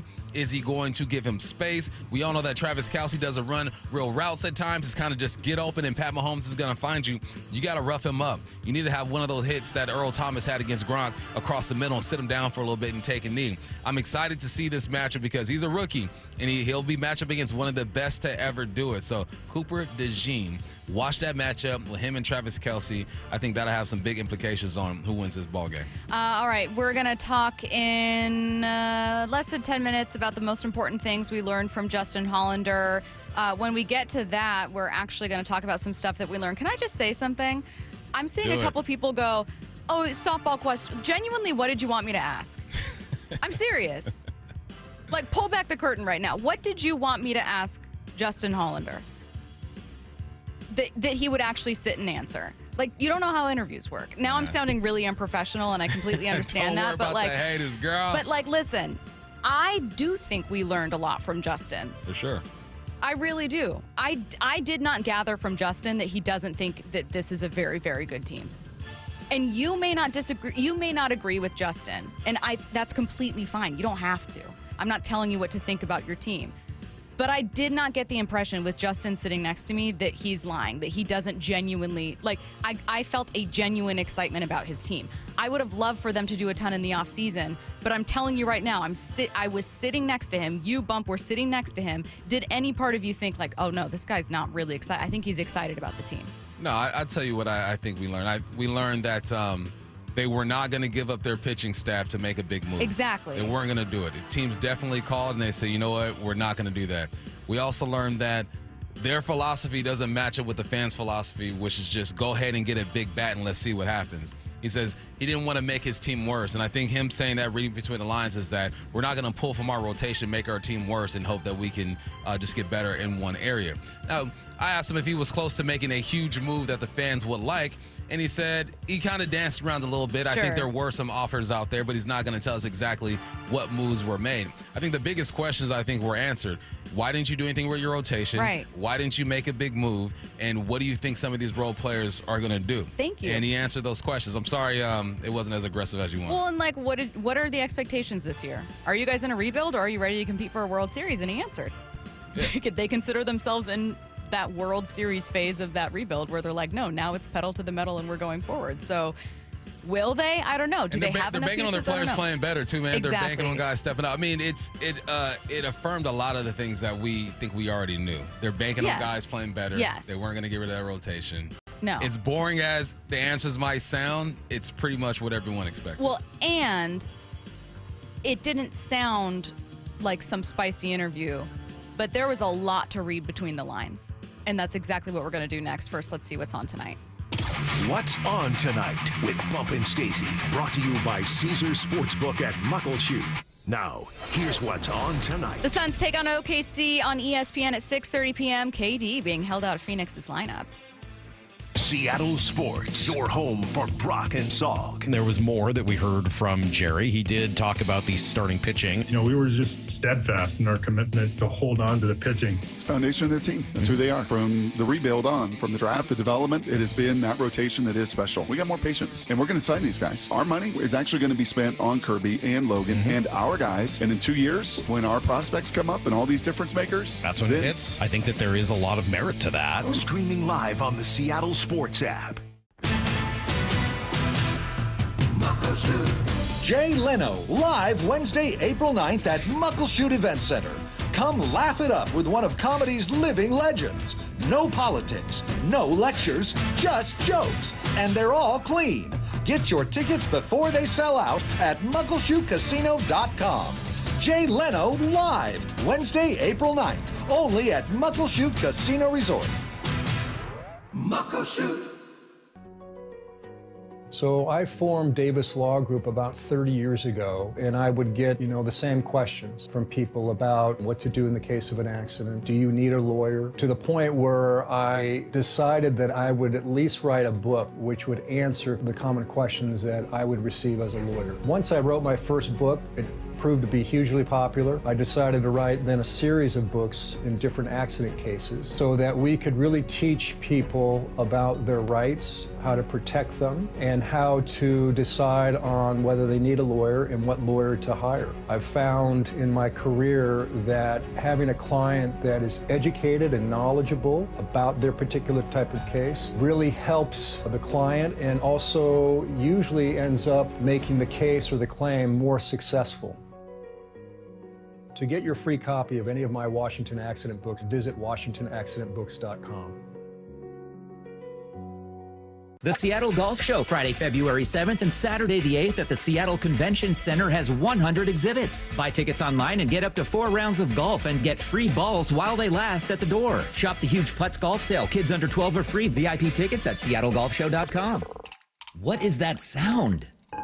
Ugh, that sounds like a plumbing sound. Luckily, there's a company that fixes all the plumbing sounds across Puget Sound. That's All Sound Plumbing. Puget Sound's plumbing experts. Have a sound? Visit allsoundplumbing.com. Over 200,000 people were displaced by the recent Southern California fires. The road to recovery is slow, but your generosity is making a difference. G. Scott here. Together with your donations, Safeway and Albertsons were able to raise $5 million to help with food, shelters, and financial assistance. Organizations like the Pasadena Community Foundation, Pasadena Humane Society, Red Cross, and Salvation Army will benefit. My friends at Safeway asked me to thank you for your generosity and support. Jackson Hewitt makes taxes feel like a yacht rock song. April breeze, give me my biggest tax refund, please. You, me, and a lifetime accuracy guarantee. And now get $100 just to try Jackson Hewitt. Does your tax person do that? Say goodbye to that no guarantee tax guy. Ready to sail through tax season? Go to Jackson Hewitt and you'll be limited time offer for new clients. Participating locations only. Terms at jacksonhewitt.com. It's a classic odor tale. You fried fish for dinner, cleaned up, but the smell is still in the house. And the neighbors are coming over for game night. They're on their way. And then you spray Febreze Air Mist. Febreze Air starts working instantly to fight even your toughest odors, so you go from fish to fresh like that. Now all you have to worry about is Pam cheating at charades. Breathe happy, Febreze, la la la la la. The Hot Stove Show. Stay up to date on the Mariners offseason with Aaron Goldsmith, Gary Hill, and Shannon Dreyer. Swing and a miss for strike 3. Tuesdays from 7 to 9 p.m. leading up to spring training. Do you need a new roof? Don't wait for summer to replace it. 3Tree Roofing is here to help you save big this winter. Avoid summer's higher prices and longer wait times and protect your home's integrity now. Visit 3treeroofing.com for your free on-site estimate. Our certified installers make it easy and worry-free, no matter the season. Don't wait. Book your estimate today at 3treeroofing.com. Mention this ad and get $500 off your roof replacement. 3Tree Roofing, your Puget Sound roofing experts. You've heard the saying, you never get a second chance to make a first impression. Since 1926, my family's been helping local businesses make great first, second, and long-term impressions. We know how to make your company look good with quality uniforms, logoed apparel, floor mats, linens, and more. If you're paying for linen service or doing it yourself, let's have the conversation. The information and quote are free, but the savings and service can really add up. Visit suplinen.com. Superior Linen Service. It's what we do. Matt Coker here from West Coast Men's Health. Guys, if you're taking Viagra or any other pill for ED, I want you to ask yourself this question. Do I want to continue to do this for the rest of my life? If you're like most men, the answer is no. Here at West Coast Men's Health, we can restore blood flow naturally without pumping your body full of chemicals like you've been doing. Guys, you need to come in today and fix this problem now. Why are you putting this off? Viagra's not going to magically start working next week, and you don't want to use shots or go under the knife. Call us today and speak with our clinic manager. Ask him any question you like, how it works, the science behind it, and even the cost. Change your life today like the thousands of men who already have. If you're tired of dealing with ED or Peyronie's disease, then call West Coast Men's Health. With clinics in Redmond and Tacoma, call 206-519-6541. That's 206-519-6541. 206-519-6541. Online at westcoastmenshealth.com. This hour is brought to you by Mazda of Everett. From the Quantum Fiber Studio. This is Bumpin' Stacy. Weekdays 10 to 2. On Seattle Sports and 97.3 FM HD2. All right, coming up in 15, it's What I Need to Know. Get your questions in, 866-979-3776. The most important things we heard from Justin Hollander. So let's go over it right now. Mariners GM just joined us to open the hour. To me, it was Bump, him reiterating that they really like the offense they have. And let me just say this off the jump. I wanted the Mariners to do more in the offseason. I am, as a local, very upset that they've made the playoffs once in the last 20 years. I don't have to agree with everything Justin Hollander is doing to know Justin Hollander truly believes in what he's talking about. Like, Justin Hollander truly believes based on the metrics they have internally, based on the, conversations they've had with people within this group, that the offense not only was inexcusably bad to start the season for the first 4 months of the season, but that is much better than that. That the pieces that they have, without adding big pieces, are much better than that. No, I think here's the thing with that interview. You have to really listen to the content that's being spewed and not just look for raw emotion. And I'm listening to Justin, and after listening to him, I think that he thinks that this team was better than how they performed last year. So if he thinks that, and if they did not go out and grab a big bat, that tells you that they're expecting this team to play better. We also mentioned that I asked him, there were teams who, I'm sure there were teams that were putting offers on the table, and the first thing they went after was your rotation. He made it clear they were not touching that rotation. Right. So if you're not willing to touch your biggest asset other than Julio, and he also said teams didn't even ask about Julio because you're not going to get rid of him, you're probably not going to make that big move because your biggest asset outside of Julio are the arms, and they're not willing to let those arms go. That should let you know right there why they made the corresponding moves. He said, we don't want to get worse just to make a move. He said, we don't want to confuse activity with achievement. Mm-hmm. And that's the way they're viewing it. You don't have to agree with that. You don't have to agree with their philosophy and their approach to this, but that's how they think. So when you listen to these interviews, it's to learn. It's not just not to rebuttal, not just to get angry. It's like, get into the mind of that organization and how they think and how they move forward. You don't have to like it, but I clearly know why this team was constructed the way it was constructed. We all know they had $16 million to work with this offseason. We know they weren't going to touch that rotation. We know they weren't going to get rid of or do something with Julio. So what do? You got to go get the players that they got. Mm-hmm. One thing, the elephant in the room is also like how much money do you have to spend, which I didn't think that he would be able to answer, and so I didn't ask the question. But we knew. It's like $16 million. Yeah, like full disclosure. Yeah. I didn't think that he'd be able to answer that question, and I think that's a question that's maybe better suited for Jerry DiPoto. So, I didn't ask that question. I think we can also assume, based on the signings, that the answer is not the most in baseball, not as much as we'd like. We know the answer, so I think that what I'm looking at, when I'm looking at this team is, yes, a GM that very, very much so values and believes in that rotation that he didn't want to touch a single piece of it. I'm not necessarily against that move at all. 2, a GM in a front office that believes their offense is not as bad as they looked for those first several months, and, well, maybe not as great as they were in the last 30 days or whatever. To me, it's like hey, run it back and see what happens. That's the vibe I'm getting. Essentially. I mean, you did add some pieces. You're going to ask more of Dylan Moore. I think that they're expecting Arozarena to have, when he came out, when he hit the scene, he was hot. Like that bat has some pop, right? Mm-hmm. Victor Robles, they extended him, obviously, for good reason. At one point, he was one of the best hitters in the game for a moment of time. I think that's what this organization is doing. They're looking at those hot moments and saying to themselves, we got to be able to tap into those hot moments and keep this thing rolling and tap into it earlier. I asked him about Julio, and there's been a history of him starting off slow. And he's like, well, he's 24 years old. You only have 3 seasons of an example of him starting off slow, and he's not worried about it. Me personally, I think there are some things that could help him start faster, maybe getting more at-bats during spring training and stuff, but he's not going to dive into exactly how they're going to approach that. His job is to come out here and make everything feel like it's fine. Like we got the team that we wanted. We were not going to take away from that rotation, and our guys are going to play better. He said several times that they need to play better. I mean, we all know that. Right, exactly. And I think that, I don't know. I mean, I wonder what moves they would have made had the offense not finished off strong, and I'm almost like in a weird way disappointed they did. Because I think if the offense would have finished looking like they did for the first 4 months, this team would have felt much more pressure to make moves and to add to it. But I think given that they finished strong, maybe they look at it and they go, you know what, a full season of Randy sounds pretty good. Full season of, what I'm saying? Mm-hmm. That's exactly the way they're thinking. It's the pockets of good ball.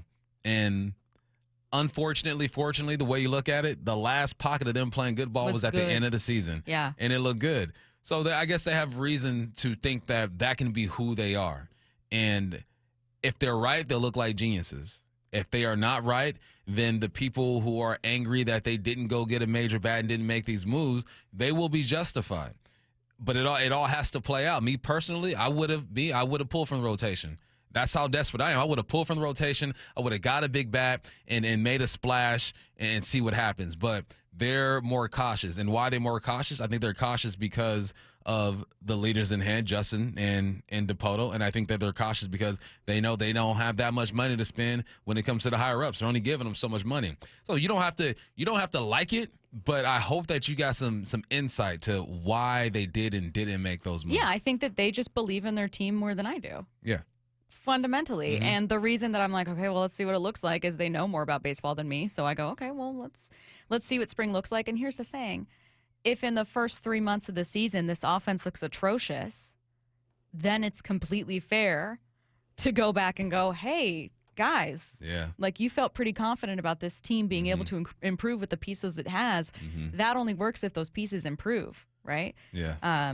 And, I mean, we had Jason Churchill on with us a couple days ago, and he made a really good point about consistency and that when you look at numbers for, let's say, the Guardians and the Mariners, that their numbers offensively were somewhat similar, but the Guardians being able to do that consistently led to more wins and led to a more successful season as opposed to the Mariners just having spurts of production and then just lulls where they would completely lose their grip on the AL West. So, again, it's going to come down to earlier starts and also the kind of gamble that this front office took in making it clear, Justin in his interview with us, that they didn't want to touch that rotation, is that rotation needs to carry you. Mm-hmm. Not only that the offense you've added needs to be enough. I mean, he was really excited about Solano, that needs to be something that produces, but that rotation needs to, now you're counting on them staying healthy, staying really elite, staying really dominant. You know what I mean? If your pitching in any way falls apart, you made a gamble that didn't pay off. There's no reason for anyone to be excited about what's been done. It's almost you just got to sit back and wait and see if your method works out, if the way you approach this offseason works out. I think a lot of people are frustrated with it, and including myself. I wish I would have done more, but we've both made that incredibly clear. It's their organization, and we weren't going to sit here and berate the man. This is a human being, and there's a certain way that you conduct interviews with respect, and I think I learned from that interview, and I hope everyone else did. All right, get your questions in for What I Need to Know, 866-979-3776. Seattle Sports, your home for Wyman and Bob. Seahawks have made some moves. Weekdays 2 to 7. A new quarterback coach in Andrew Janocko, and then offensive line coach John Benton. Both coached with Kubiak in New Orleans last year. Janocko was the quarterback coach in Minnesota for him as well. Offensive linemen appreciate him and think that, he's a good play caller. And then one of the things that they did that just stood out to me was they spread it out and they ran the ball. On Seattle Sports and 97.3 FM HD2. Stacy Ross here. If you're like me, you've been putting off getting a new car for years. Maybe you don't want to take time to shop or don't feel comfortable with more spending, and I totally get it. But I finally had some repairs for my car that felt like too much to overcome, so I pulled the trigger on a new vehicle, and I knew just where to go. Wayscar Ford in Auburn. I went over the selection of new and used vehicles at wayscarford.com. Tons of Ford models like Broncos and Escapes, but also models from Kia, Chevrolet, Toyota, and more, all at amazing prices. The shopping experience in person was amazing. You guys know how much trust matters when you're shopping for a new car, so I knew I could depend on Wayscar Ford, a company that's been in business for over 100 years in Auburn. I ended up with a 2024 Bronco Sport, and I'm obsessed. In hindsight, I can't believe I didn't do this sooner. Heated seats, a heated steering wheel, four-wheel drive in the winter has been a game changer. So head to wayscarford.com to check out the selection for yourself. I know you'll enjoy the process as much as I did. That's Wayscar Ford in Auburn, wayscarford.com. Someone asked me the other day, do you know how many devices the average home has connected to their Wi-Fi network? It's way more than I thought. So I actually went home and counted how many connected devices I own. It's more than a dozen. All to keep me connected to the good stuff. Streaming, gaming, all the interneting, you name it. Xfinity knows that the number of devices we have connected to our internet is growing by the year. And that's why they engineered their gateways to handle hundreds of connected devices. Hundreds, for real. And now through March 18th, get Xfinity Gig Internet for $25 a month for a year with no annual contract and Wi-Fi equipment included when you add an unlimited mobile line. And ask how to get an eligible free 5G phone with trade-in. Make sure your home Wi-Fi can handle everything you throw at it and then some. Visit Xfinity.com, call 1-800-XFINITY, or visit a store to switch today. Restrictions apply. Requires paperless billing and auto pay with store and bank account. Taxes and fees extra after promo regular rates apply. Xfinity Internet required. Reduce mobile speeds after use of monthly data included with your data option. Data thresholds and actual internet speeds vary. Hey, it's Mike Salk here. Let's talk stats. According to the U.S. Bureau of Labor Statistics, the state of Washington ranks number 4 in the whole U.S. for the highest concentration of roofers. That's literally thousands of roofers to choose from. So how do you know how to pick the right one for your home? Well, you start by eliminating those who aren't GAF Master Elite certified. That's about 97% of all roofers. So now you're down to the elite 3%. How many have over 35 years of experience? How many utilize the catch-all system to keep yards and driveways clear of any debris? Family-owned with local roots and have the stamp of approval from the Mike Salk household? Well, that leaves you with just one, the roofing company you can trust. That's Riverside Roofing. In a sea of thousands of competitors, Riverside Roofing continues to stand out. And guess what? They have openings this winter for your roof project. So have them out to your house this week. Call them at 425-949-8252 or go to riversideroofingllc.com. They are the roofing company you can trust. Guys, did you know your testosterone level impacts your energy, libido, sleep, weight, hair loss, mood, and even ED? And right now, Revive Men's Health Seattle will check your testosterone for free. They've helped thousands of men since 2011 feel and perform better. They're so confident they can help you, they even guarantee it. Schedule your free testosterone test, exam, and consultation today. Call 206-529-1111. That's 206-529-1111. Or visit ReviveMen'sHealth.com. We are Seattle Sports, the home of the Seahawks, Mariners, and everything Seattle sports. Watch your favorite show live at seattlesports.com.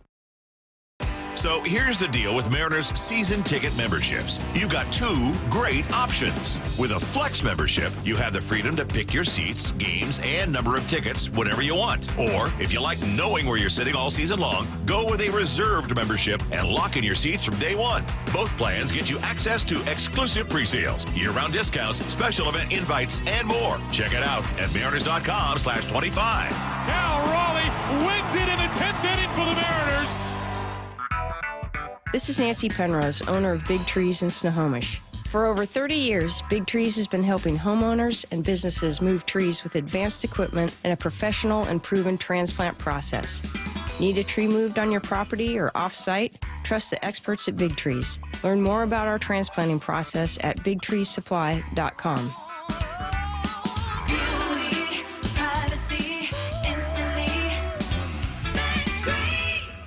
Are you trying to buy a new home, or are you a local real estate agent seeking financing for a client?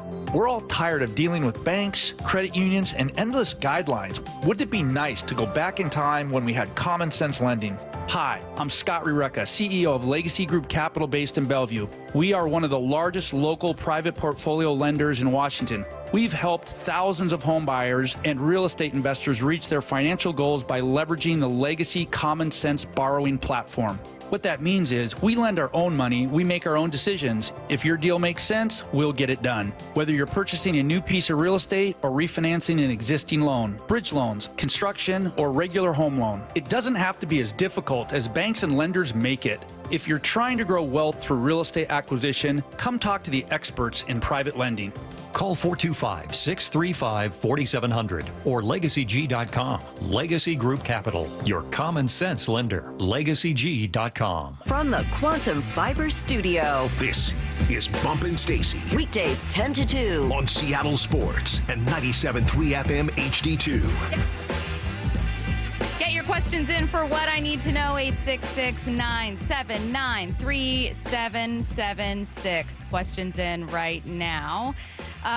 Let's see. What I need to know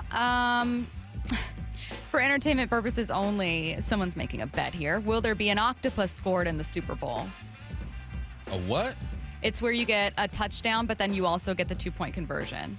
The So, same like- person? Mhm. No, it's not going to happen. Well, why not? Well, going for 2 is a lot more prevalent these days, but no, I don't think it's going down. Yeah. Vibes alone. What I need to know, Jeff in the 843 says, why didn't the Mariners try to get Luis Ariz if they're playing to put the ball in play on offense? I don't know. I would have loved that. Yeah, because they probably don't have enough money to spend. And was he a free agent or was it via trade? What's the situation? Would it have been from trade Would've been from the trade, Padres? yeah. Trade, all right, But the so Padres would be selling. You know what they want. And, they made it clear they're not touching that rotation. And prospects don't hold the same weight that they used to. So it's so clear. Any big bat that you want this team to trade it for, Yeah. it would not have gone down because they were not touching that rotation. Let's see. 866-979-3776.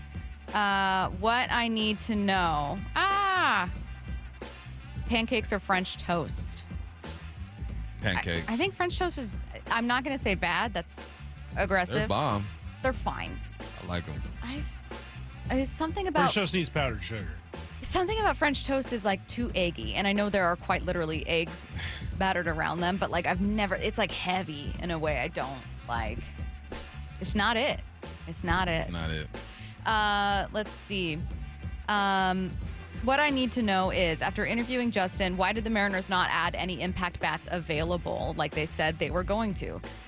Please don't say budget. I think it is budget, though. It's budget. It's free agents not wanting to come here. It's trade offers dealing with the rotation. They didn't. Listen, if you took anything from that interview, they felt like they could run it back with essentially the same team and play better. And they didn't want to get rid of their most important part of their team, which are their arms, especially at T-Mobile. They were not touching that. People don't just want to come here. They don't have money. We are broke in all facets right now. Well, and what we've been critical of before is how much of that is self-imposed, right? Like, I think, for instance, the front office is risk-averse. Yeah. Exactly. Like, there's a difference between being, I can't do what the Dodgers are doing, and I could do more, but God, do I want to commit that much to a guy long-term? What if it doesn't pay off? And the latter keeps you from ever truly contending. Mm-hmm. It truly does. Like, you're going to make bad deals. I don't want to be tied to them. That would suck. But it's just going to happen. And, yeah, they strike me as kind of a risk-averse front office, which many front offices are right now. It's unfortunate. Part of the reason that the whole debate about the Dodgers front office is raging is because I think there are a lot of fans that go, wait, why are we painting them as villains? They're trying to win. They're not villains. Yeah. What are you talking about? Like, it's hard to be the big bad in baseball. You can spend as much as you want.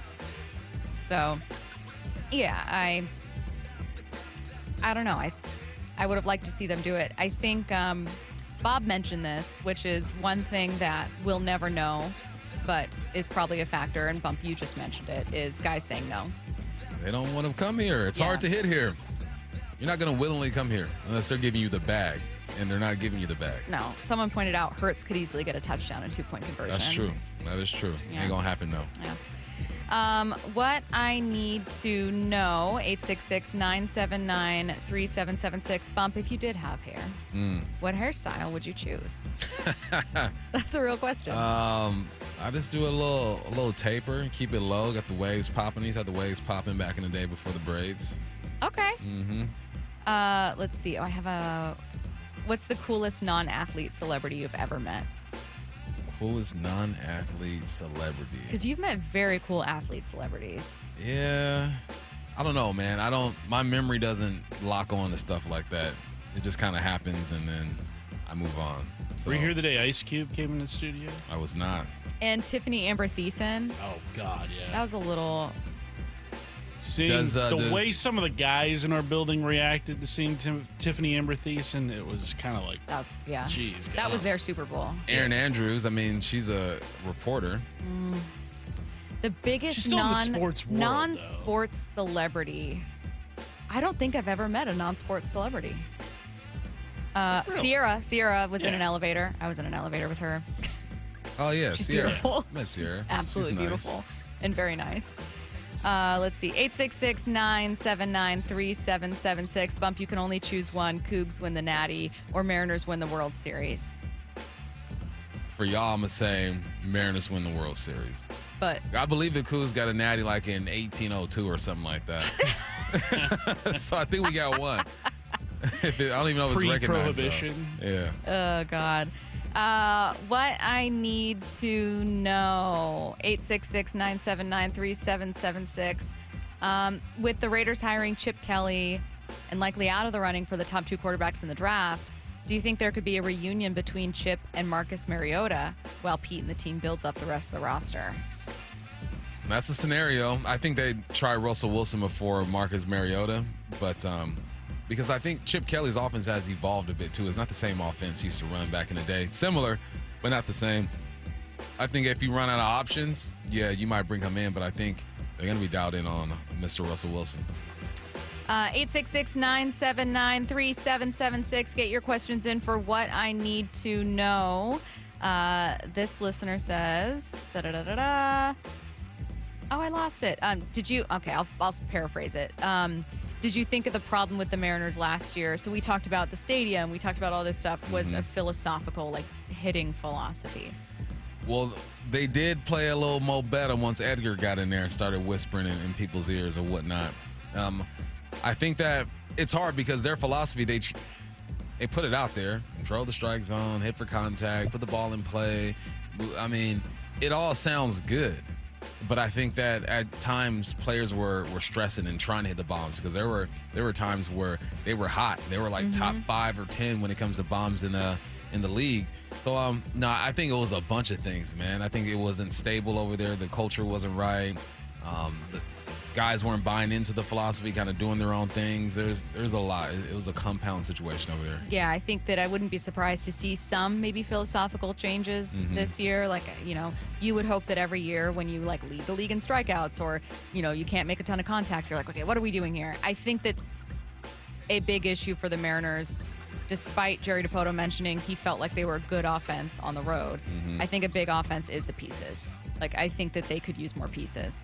Because I'm interested to see what they look like to start the season.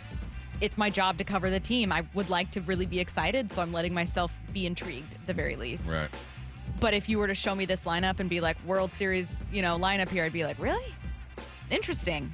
You're going to have some breakout seasons. They think it's World Series. You don't? No. Well, I don't think there's no way you look at that lineup, you look at contenders across the league and you go, we're in this. Yeah. I don't think so. I'm glad to be talking about the Super Bowl for the next several days. Jumping into it tomorrow. Wyman and Bob coming your way next. Seattle Sports, your home for Wyman and Bob. I am strangely optimistic. Players get better, and I think that they're